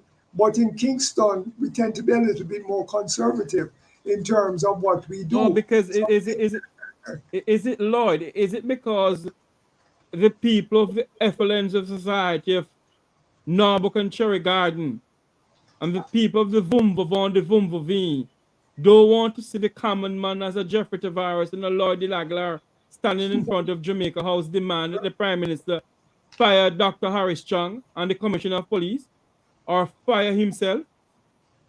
precisely.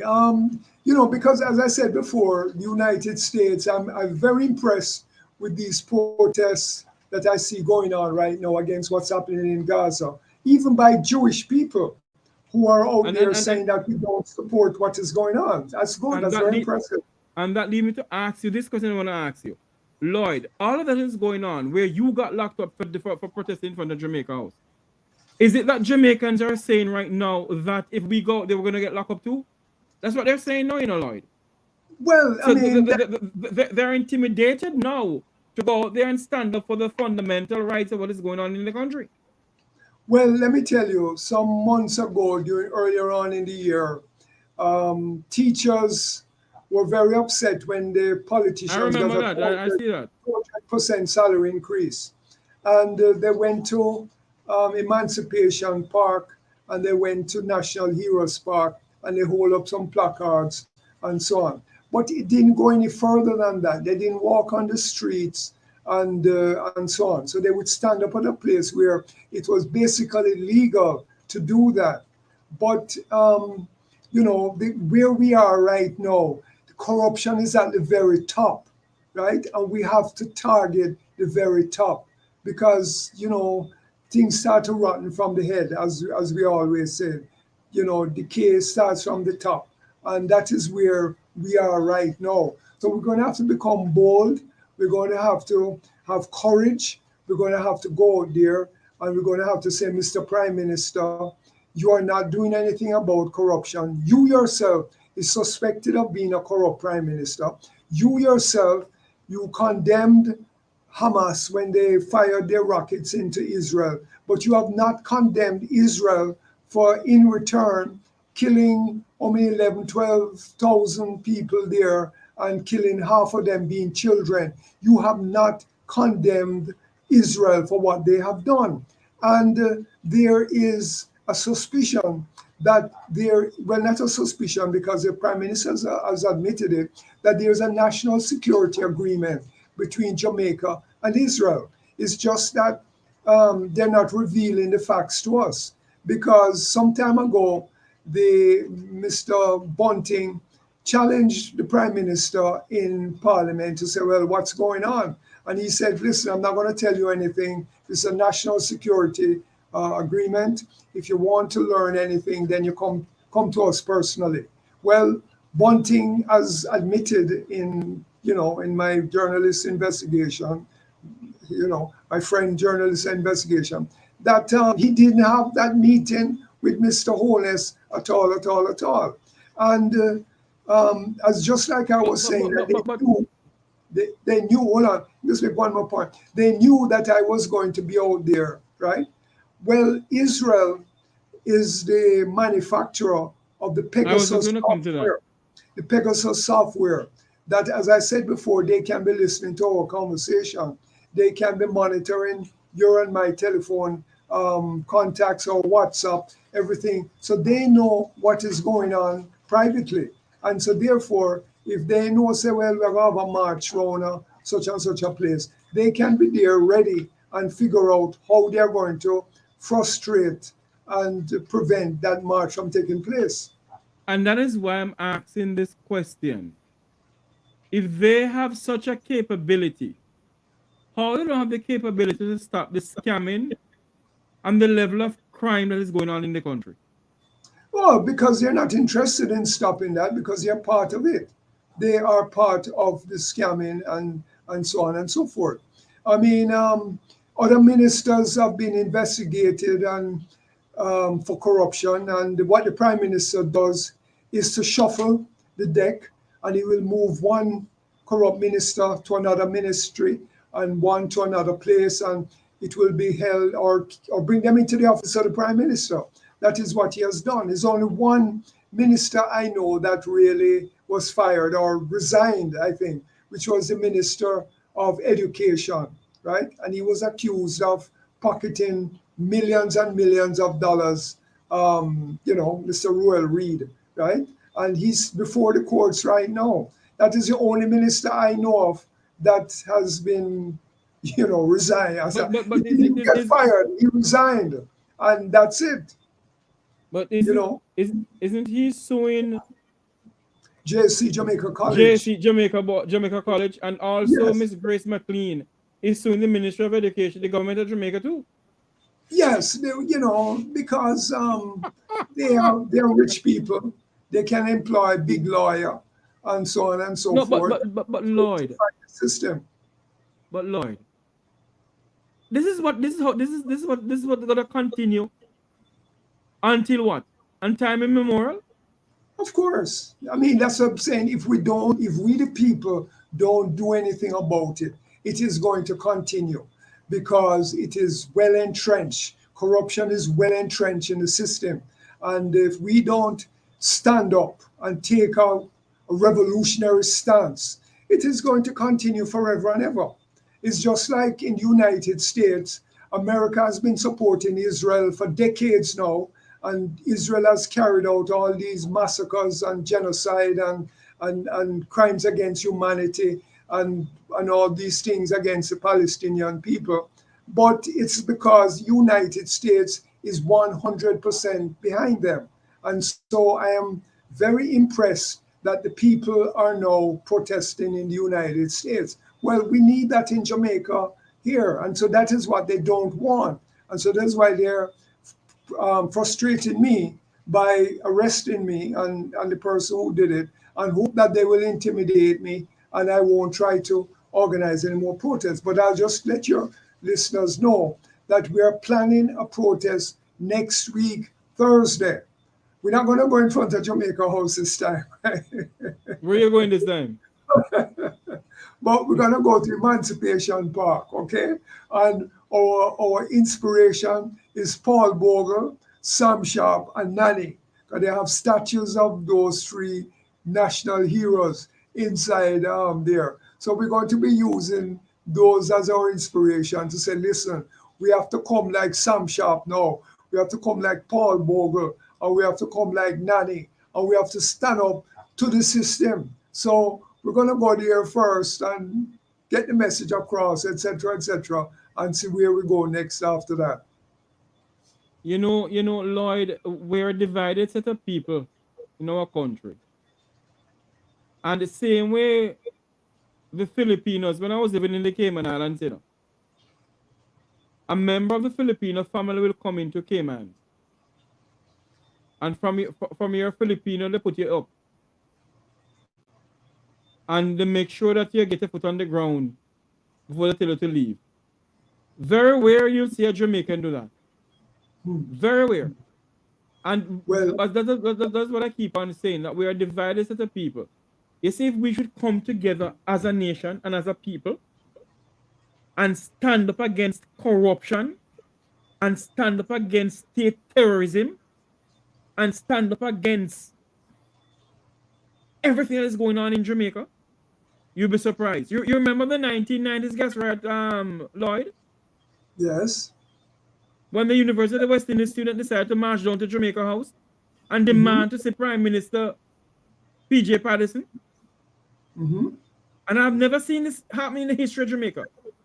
In the twinkling of an eye, the Yeah. 14 parishes started burning. Now, I'm not inciting any riot. What I'm Mm-hmm. saying, the time has come for us as a people to stand up and call a spade a spade. You cannot Well, continue like this.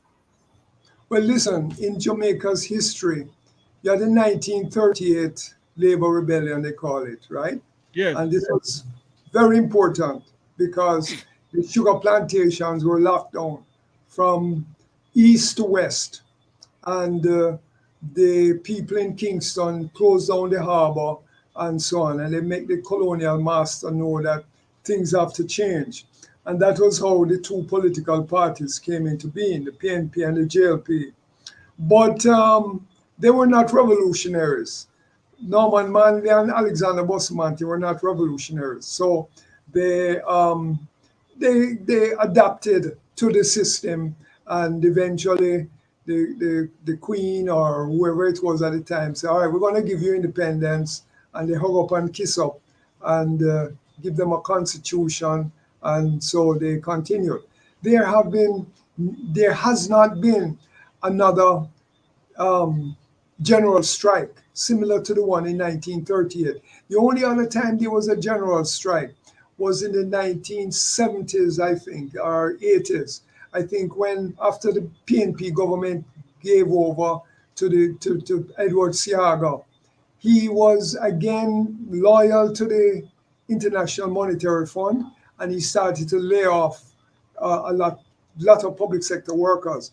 And there was a one-day general strike by the two two basic trade unions, BITU, Bustamante Industrial Trade Union, and the National Workers Union. But it Yes. was just a one-day thing.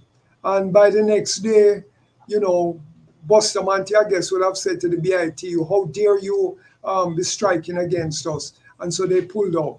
And apart from what you were saying, the gas price demonstrations in the 90s, there really hasn't been anything similar to a people's general strike since that time. The trade unions are compromised, they are divided, and on and on and on and on. But you need independent organizations like the People's Anti-Corruption Movement that is going to organize, educate, and do our best to go out there and get the people to stand up and say, listen, man, we will be like Sam Sharp and Paul Bogle and Nanny, and we are not going to compromise ourselves with the system. That is what is really required, because it's also important to remember, you know, that the last general elections and the one before that is only 30-some% of the people that voted, right? Yes. So it means that 60% of the people them don't vote. So it means that there really is a legitimacy crisis that exists right now. And when the next general elections come, we will be advocating for the people to formally boycott the elections, right? So that if hopefully less than 30% is going to vote. So maybe we'll get 20% to vote, right? Because we know that, you know, but it's 20% divided between the two political parties. So if 10% vote for one and 10% vote for another one, and 80% don't vote, then to me, that is a serious legitimacy crisis. And that is the basis upon which we can push our, agitation for community self-government and to deal with corruption and so on and so on and so forth, and push forward our basic demands. It's not an overnight thing. We're not going to snap our fingers and the system change. But we have to become devoted and strong and be willing to make the personal sacrifice that is required to bring about the change that is necessary. There's no other way about it. It's not going to happen because we must also remember that Jamaica has one of the highest police killing rates in the world. And both political parties have supported police extrajudicial killings. Amnesty International and even the US State Department has said that it's a state policy. There's impunity for it. The other day, the Prime Minister, about a year or so ago, the Prime Minister was on a platform with Mr. Phillips, Peter Phillips, who then was the leader of the opposition. And Holness said on the platform, hey, police killings have been going on in Jamaica from government to government to government, right? But my government is not going to do it anymore. And guess what? Mr. Phillips, who was once the Minister of National Security, never get up and say, how dare you say that? You're implying that I, as a Minister of National Security, supported that. He was quiet. He was quiet as a mouse, right? And then now, after Holness having said that, just one more point, the Minister of National Security, Mr. Horace Chang, told the police that if any man ever threaten you or whatever it is, shoot him and kill him. And if you shoot him and him don't dead, don't call an ambulance for him, right? Don't call any ambulance. And guess what? I saw in the United States, I think it was some black policemen, maybe because they were black, right? They beat up another black man, and I don't know if they shot him, but he was dying, and they didn't call no fire truck to emergency vehicle to come and remove him. And guess what? They got arrested for not having done that. So it seems to me that if you shoot a man and you don't pick him up and you know him dying, you should be arrested. But you're the Minister of National Security and you're giving them that kind of instruction. But Lloyd, you speak about Jamaica signing some national security thing with Israel. Have you ever stopped to think that maybe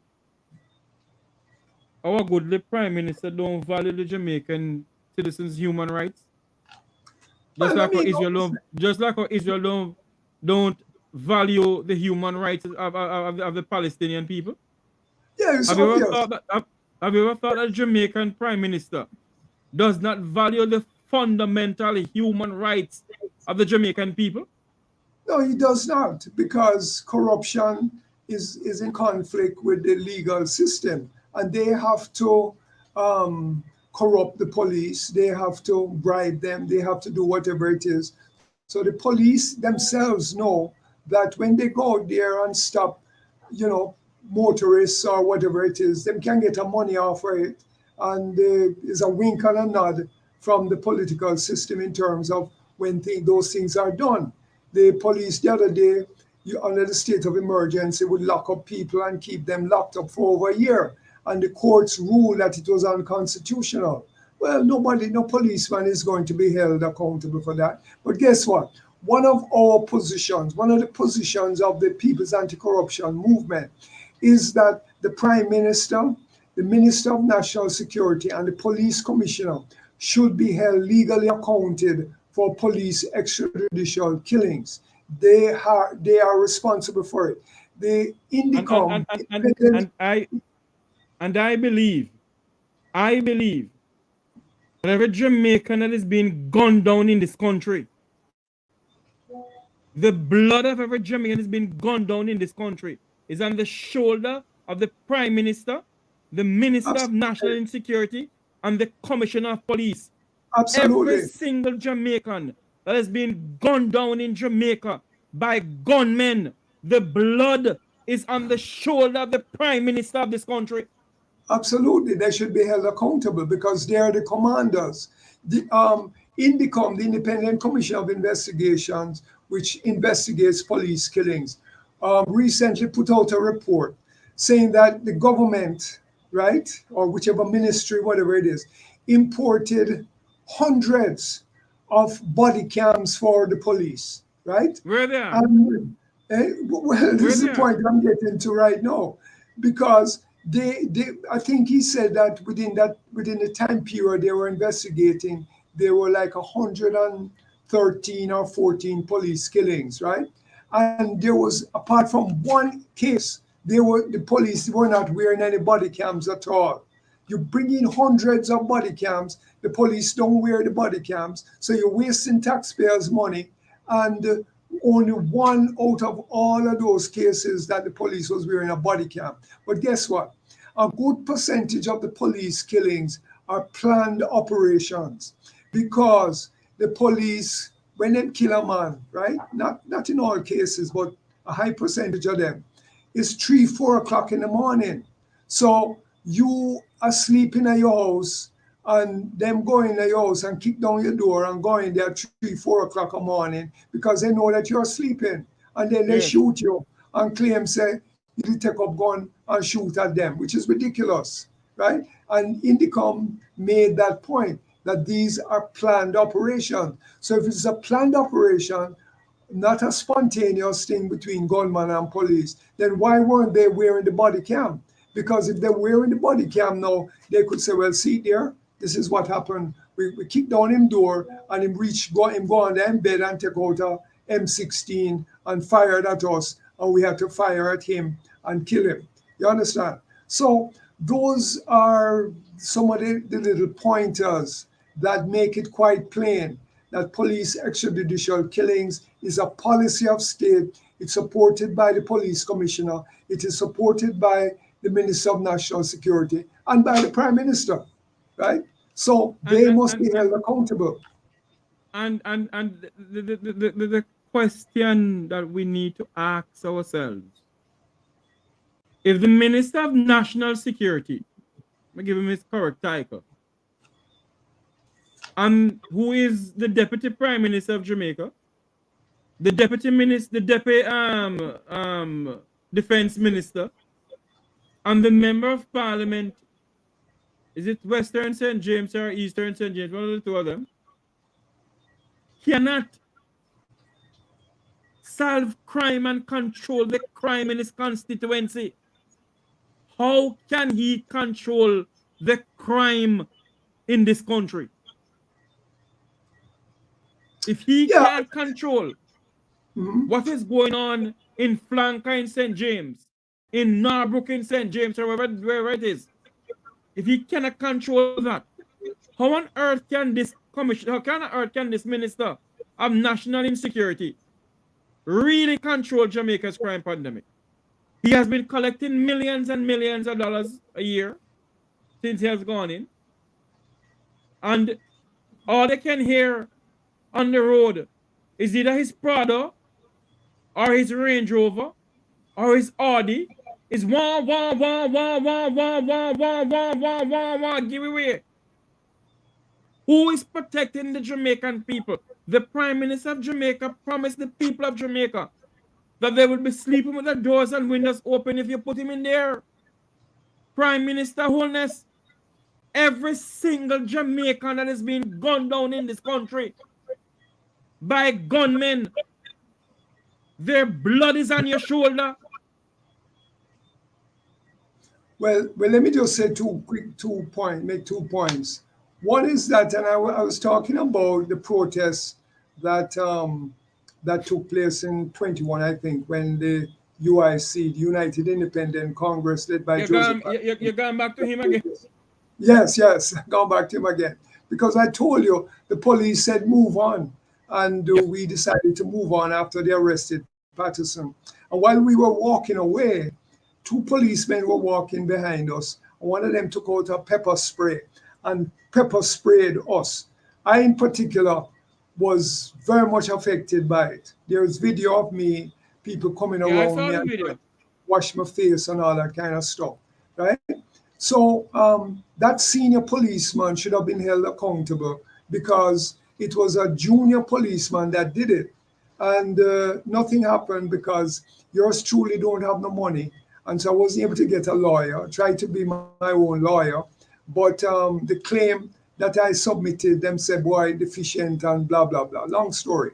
But the point is that after that happened, I wrote a letter to the police commissioner and I made it public that you need to state to the police what are the rules and regulations governing the use of pepper spray. The police commissioner never responded to me. He did, however, when Indicom was investigating it and so on,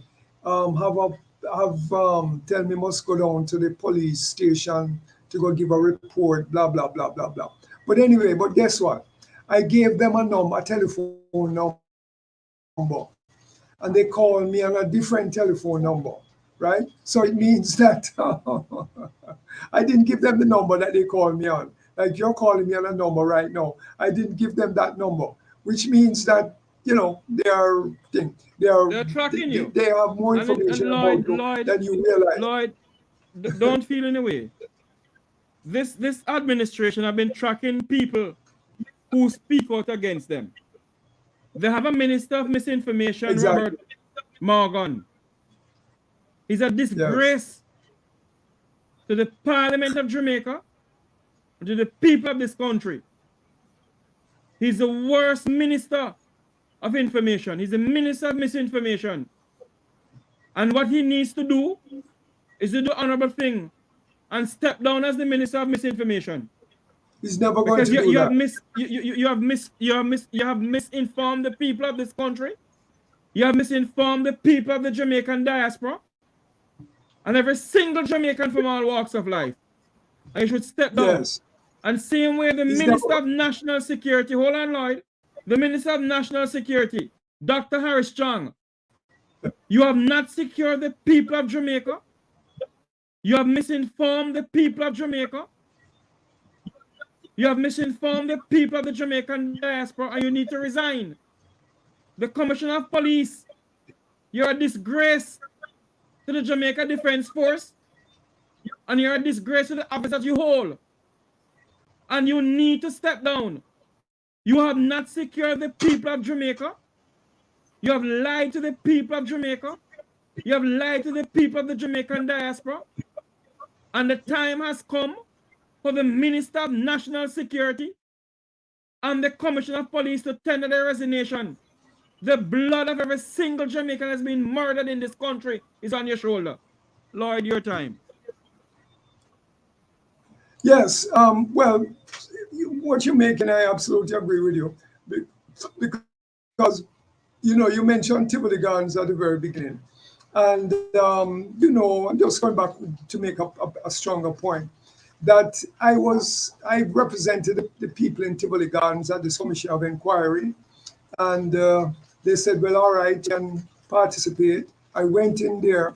And because of the stance which I took, they decided that they wanted to get rid of me.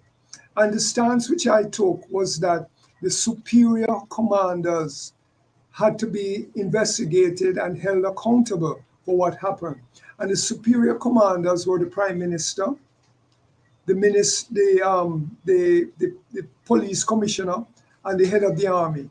Those three people were the superior commanders that had control over the army and the police, who went into Tivoli Gardens and committed a massacre there and killed over 200 people. It wasn't all 73 people that they claimed.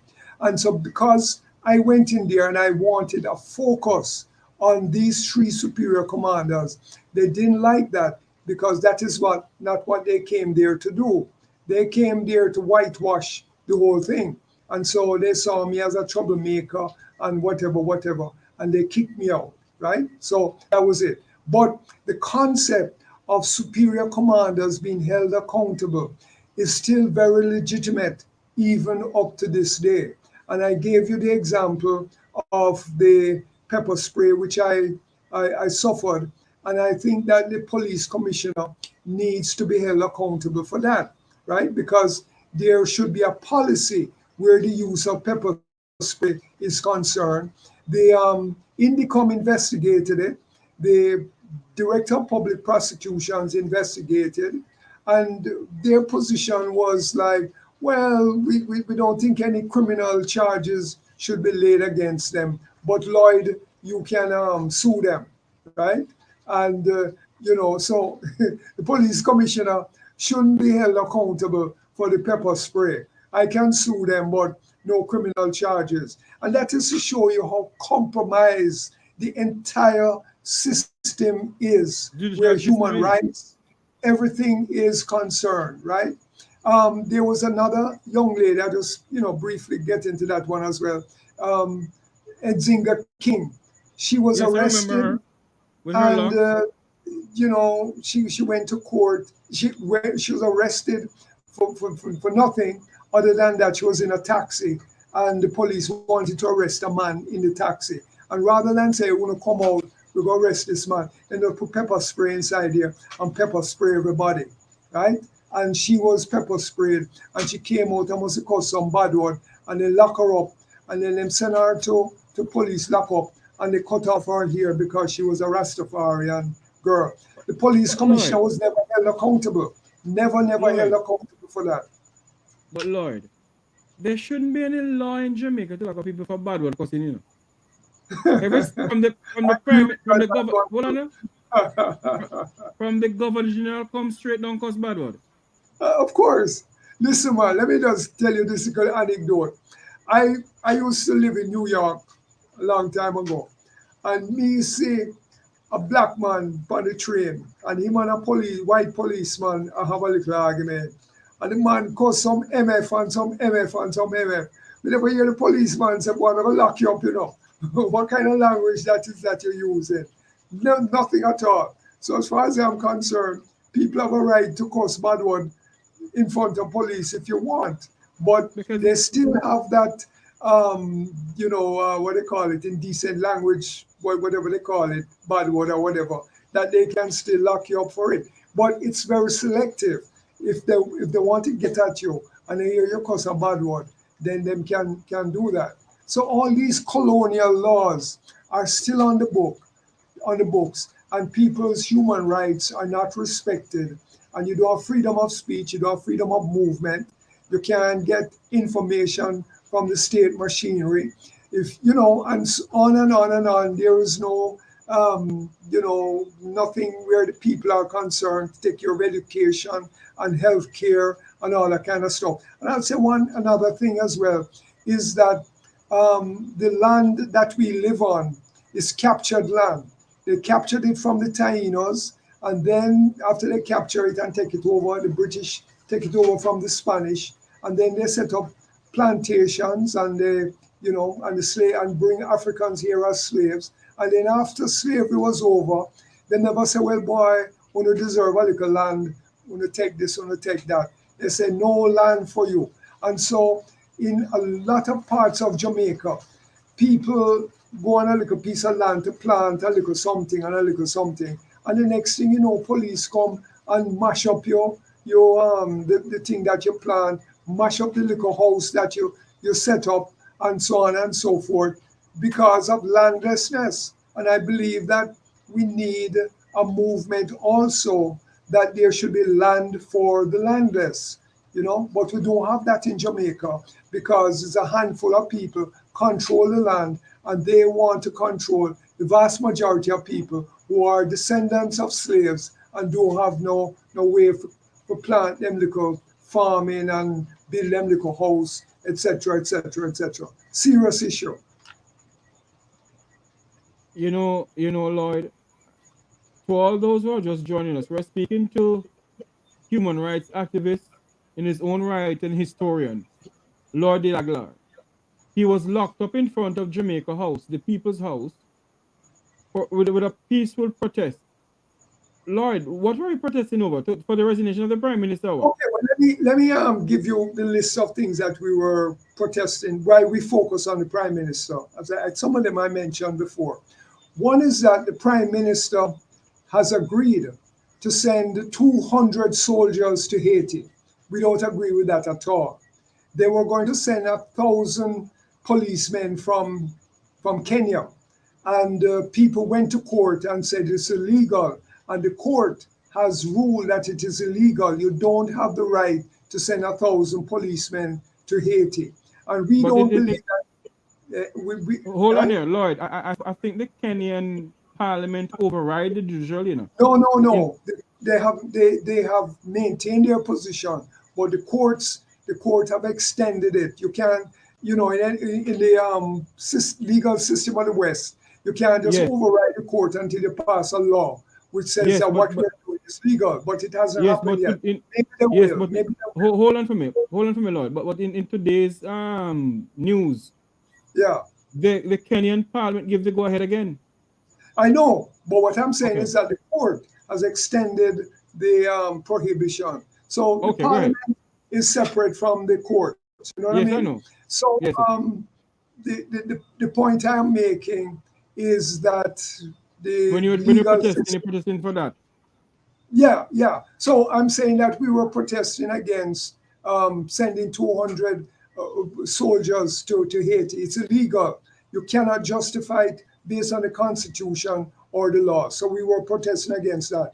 The second thing we were protesting is that Holness, on at least two occasions, returned Haitian refugees who came to Jamaica and then just put them back in a boat and send them back to Haiti. Now, you are prepared to send soldiers to Haiti, but you're not prepared to To deal keep with the the Haitians. constitutional, the legal rights, international rules regarding refugees coming into your country. So he's compromised. And we believe that the US is manipulating things behind the scenes. Just as it's manipulating things in Kenya, we believe that it's manipulating Andrew Holness. So those are two things. The other one is that Holness immediately condemned the Hamas attack on Israel, but he has yet to condemn Israel for the genocide that is being committed against the Palestinians, right? And so we are saying, how come? And then Jamaica,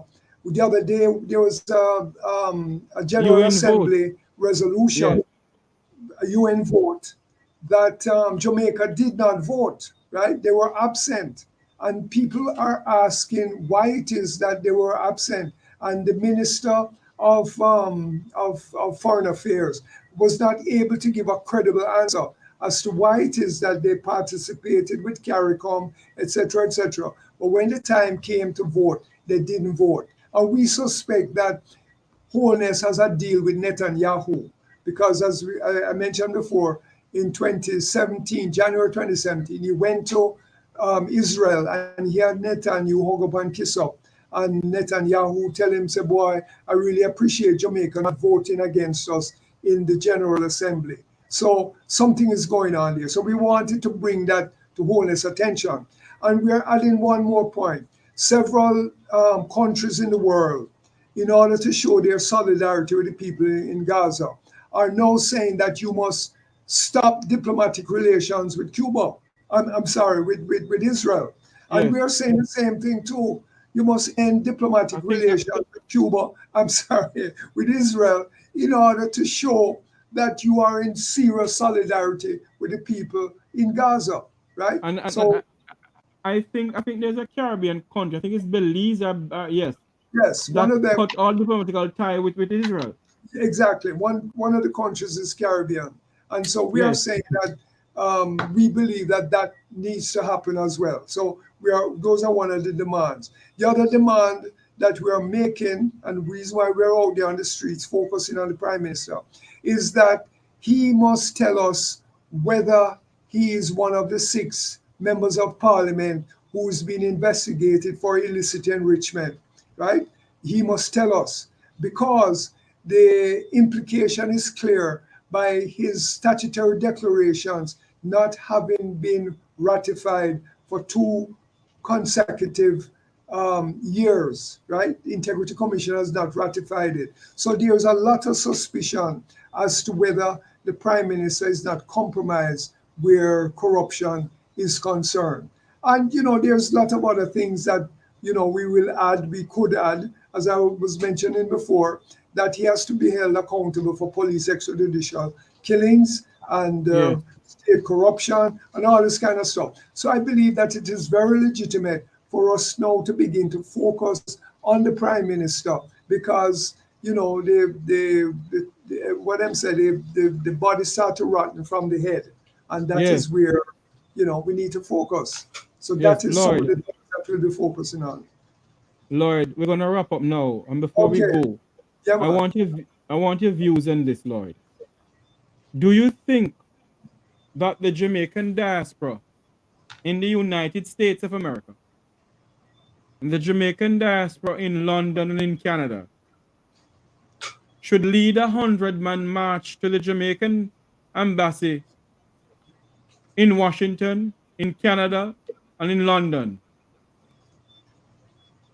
and If that is, demand the Prime Minister, hold on, and demand the Prime Minister of Jamaica that the members of the diaspora who contribute billions of dollars a year to Jamaica will not stand by no longer, no more, and see the atrocity of Jamaicans being murdered by gunmen.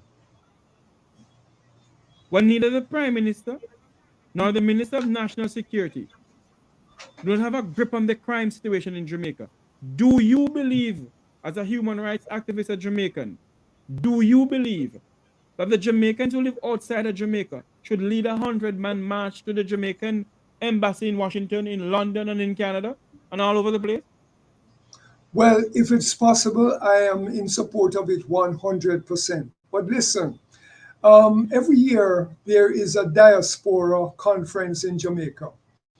And Hello. these Lloyd, now go people down this one. come here. Hold on for me, Yeah, Lloyd. Now go down yes. this one. Because as far as me concerned, when them they go down, they go do it, no make no sense. Well, this is the point I was making, that they have a diaspora conference in Jamaica, and those people who come here are very compromised. They are not challenging the system, and they come to have a good time, and then the government will say to them, yeah, man, you must support us and invest in Jamaica, and so on and so forth. So it's all about business. But I believe that if there's a diaspora movement in the United States, in Canada, wherever, it must become a democratic organization, and the people must vote on who's the leadership, and those who are radical like yourself should try to, offer themselves as leaders of the group and to do exactly what it is that you're saying, which is to lead a march on the Jamaican embassy in those countries to demand that things be done. I remember when I used to live in New York, in the 80s, 90s, I don't remember.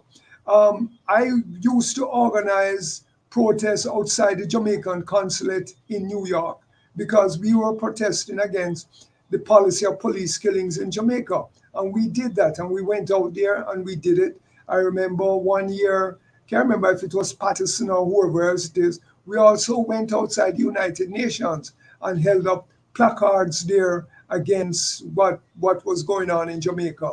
So yes, I agree with you 100% that Jamaicans in the diaspora need to become more radical. They need to put pressure on the government in Jamaica. The media there is probably more likely to publicize what it is that you're doing and what you're saying, and that it will inspire those of us in Jamaica to take leadership from the diaspora and do ourselves what the diaspora is doing. So you're making a very good suggestion, and I believe that you should push that point in the diaspora movement. We're speaking to human rights activist, a historian in his own right, a man who stand up for the voiceless Jamaican, a man who stand up for the people of Tivoli Garden, Lloyd de Laguilar, hope I'm pronouncing his name correctly, and who don't mince word, who's not afraid to stand up for his people. He was doing a peaceful protest in front of Jamaica House, and they lock him up in front of the people's house. The house is not owned by the Prime Minister nor the Parliament of Jamaica. The Jamaica House is owned by the people of Jamaica. And he went there in a peaceful protest to protest against Jamaican sons and daughters going in arms way into Haiti when Jamaica's crime pandemic is spiraling out of control. This Prime Minister want to lead the Jamaica Defense Force and the Jamaica Constable Force into Haiti to stem Haiti's gang problem. But obviously it seems like termite eat out for them brain. And they're not seen properly. That Jamaica's crime problem is getting worse. And we're knocking behind Haiti's back door. But yet we want to send our sons and daughters into harm's way into Haiti.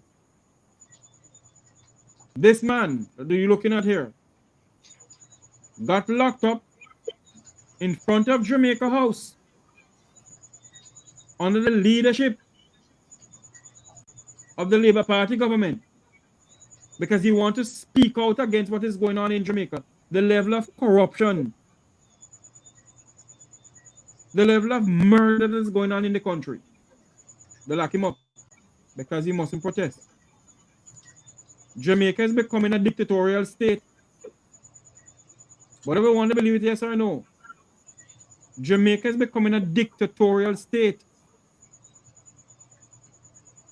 And if we don't stand up, if members of the Jamaican diaspora all over the world do not stand up and demand accountability, if the people of Jamaica don't stand up and demand a government of the people, for the people, and by the people, and the members of the Jamaican diaspora do not stand up and demand a government of the people, for the people, and by the people, if they do not stand up and ask for the resignation of the Minister of National Security and the Commissioner of Police, this Prime Minister, the youngest Prime Minister in Jamaican history, promised the Jamaican people that he will allow them to sleep with the doors and windows open. And the gunmen have Jamaica as the wild, wild west, where they're gunned down two students, two primary school boys of a school. They gunned them down. And the Prime Minister can come out and condemn it. But he hasn't condemned the murder of other people. He hasn't said enough is enough. I'm not being political. When Philip Paulwell, 5-month-old baby, was murdered, you hear nothing from the Prime Minister. When the triple murder happened in Trelawney, you hear nothing from the Prime Minister's mouth. But the two young boys who were murdered is from the constituency of Jamaica's worst Minister of National Security. One of Jamaica's worst Minister of National Security. One of Jamaica's worst Commissioner of Police. They come out and they condemn it, but enough is enough. Why don't you come out and say enough is enough about Jamaica's crime rate, Mr. Prime Minister? But you all sit down and yamming taxpayers' money and going to the Parliament of Jamaica and pass legislation to suit on yourself, while our people are being gunned down like blackbird every day. And you hear nothing. They have no plan. No plan to solve Jamaica's crime problem. But yet, we're having plans to send our sons and daughters into harm's way into Haiti. And there's something wrong with it. Mr. De La Aguilar, sir, your final words to your people of Jamaica and to members of the Jamaican diaspora around the world. Go ahead, sir. Well, in particular, the diaspora, because I see a lot of your viewers are from the diaspora. And I just want to remind that next week, Thursday, we will be having a protest at Emancipation Park. And the issues that I've discussed tonight with Jeffrey Tavares, we will be raising those issues there again about the Prime Minister and his responsibility and his command responsibility for all the things, the negative things that are happening in the society. We will not be intimidated. We're going to go out there and we're going to protest. We're going to hold up our placards again. So the fact that I was arrested, it doesn't stop me from standing up and being there to speak out against corruption and state violence and all the other things that are going on that we need to take a stand against. And, in following what Mr. Tavares has said, I am also calling on the diaspora to get involved and don't just be the diaspora, because there is the People's Anti-Corruption Movement, which is the organization that I represent. And we would love your support. We would love if you want to. We have a WhatsApp group if you want to participate in it. I appreciate it if Mr. Tavares could give you my email address or my You can do it, my Lloyd. yes, please do it so But they can get in touch with me. My you can do WhatsApp. it. Hold, Well, let me hold on give for it me, to them. Lloyd. Can I give it to them now? Yes, you can do it now. Go ahead, sir. Okay. So it is 1-877-990-6894. The People's Anti-Corruption Movement. And you can be one of our WhatsApp members. You can participate in the discussion.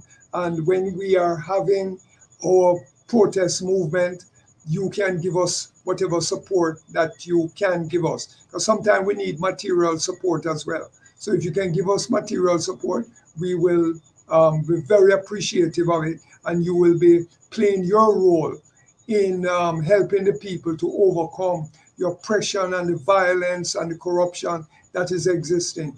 So next week, Thursday, we'll be having this protest at Emancipation Park.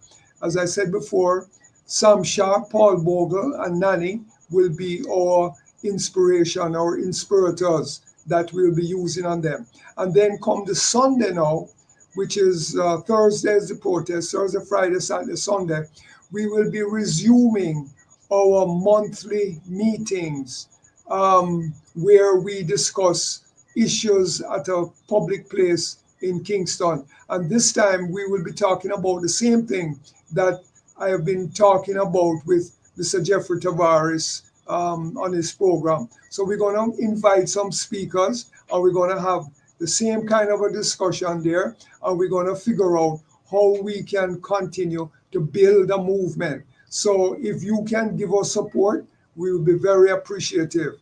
And as he was also saying that we have to work together. The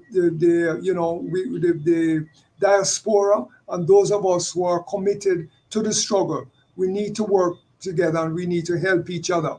Because what happens is that the politicians, when they want help, they go to the private sector, and the private sector give them millions of dollars to run election and to do whatever they want to do. And then they make a commitment to the private sector to not increase taxes, to not deal with corruption, and so on and so forth.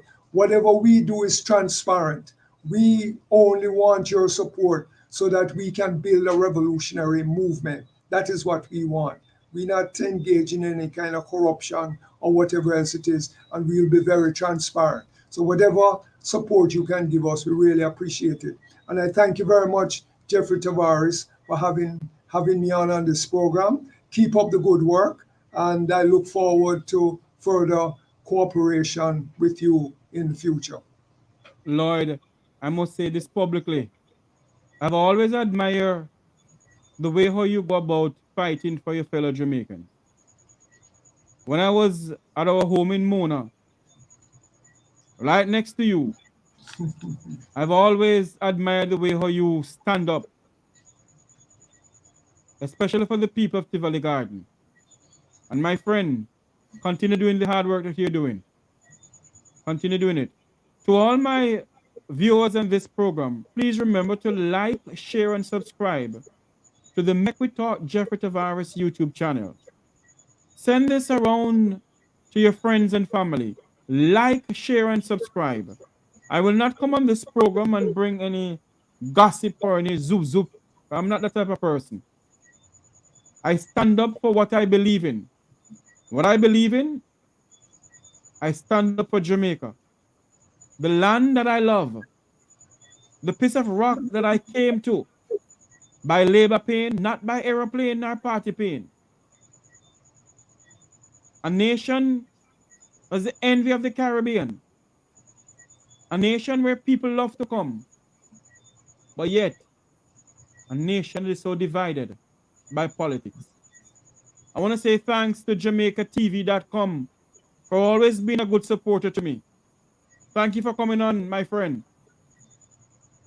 And to all those out there, as what Jerry Small always said, one day the dam is going to bust. Keep on organizing. Keep on standing up for what you believe in. Keep on fighting the good fight for the land of wood and water. Keep on fighting for the poor people. Lord, do not give up. Be the Nelson Mandela of Jamaica. Be the Paul Bogle of Jamaica. And we in the diaspora will continue demanding a government that must stand up and speak the truth.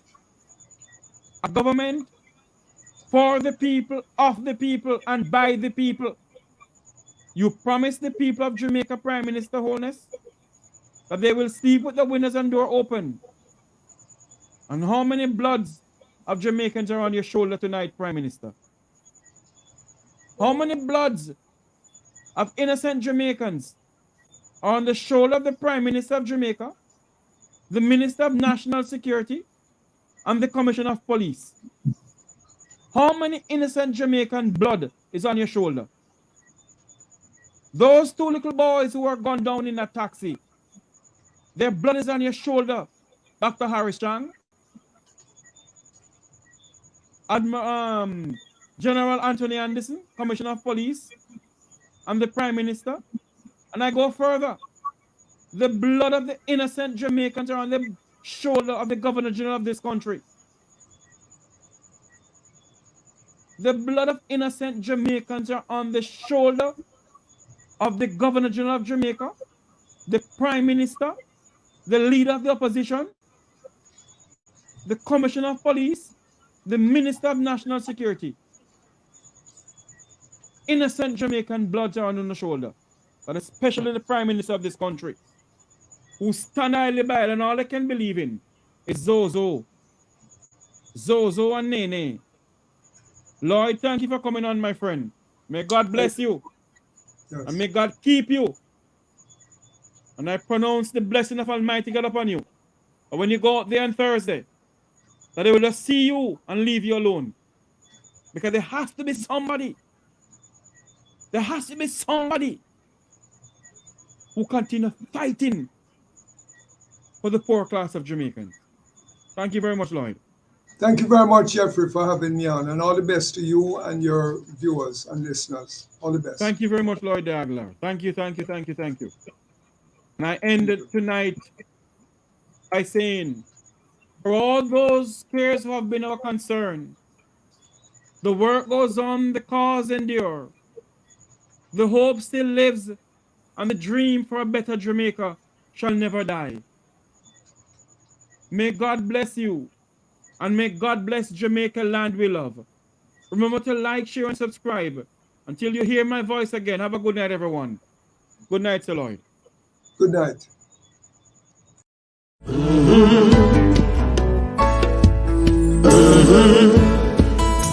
When the game gets rough and this life just seems so tough, make we talk, my people, make we talk. When this town becomes an ugly place, don't let it erase the smile from your face. Make we talk, people, make we talk. Conversation is the key, a guiding light for you and me. Spark a talk and you will see. Conflict solver A to Z. World leaders master the art of self-defense just by talk. So people, make we talk. Hey. We're living in a world that on ourselves we must depend. Make we talk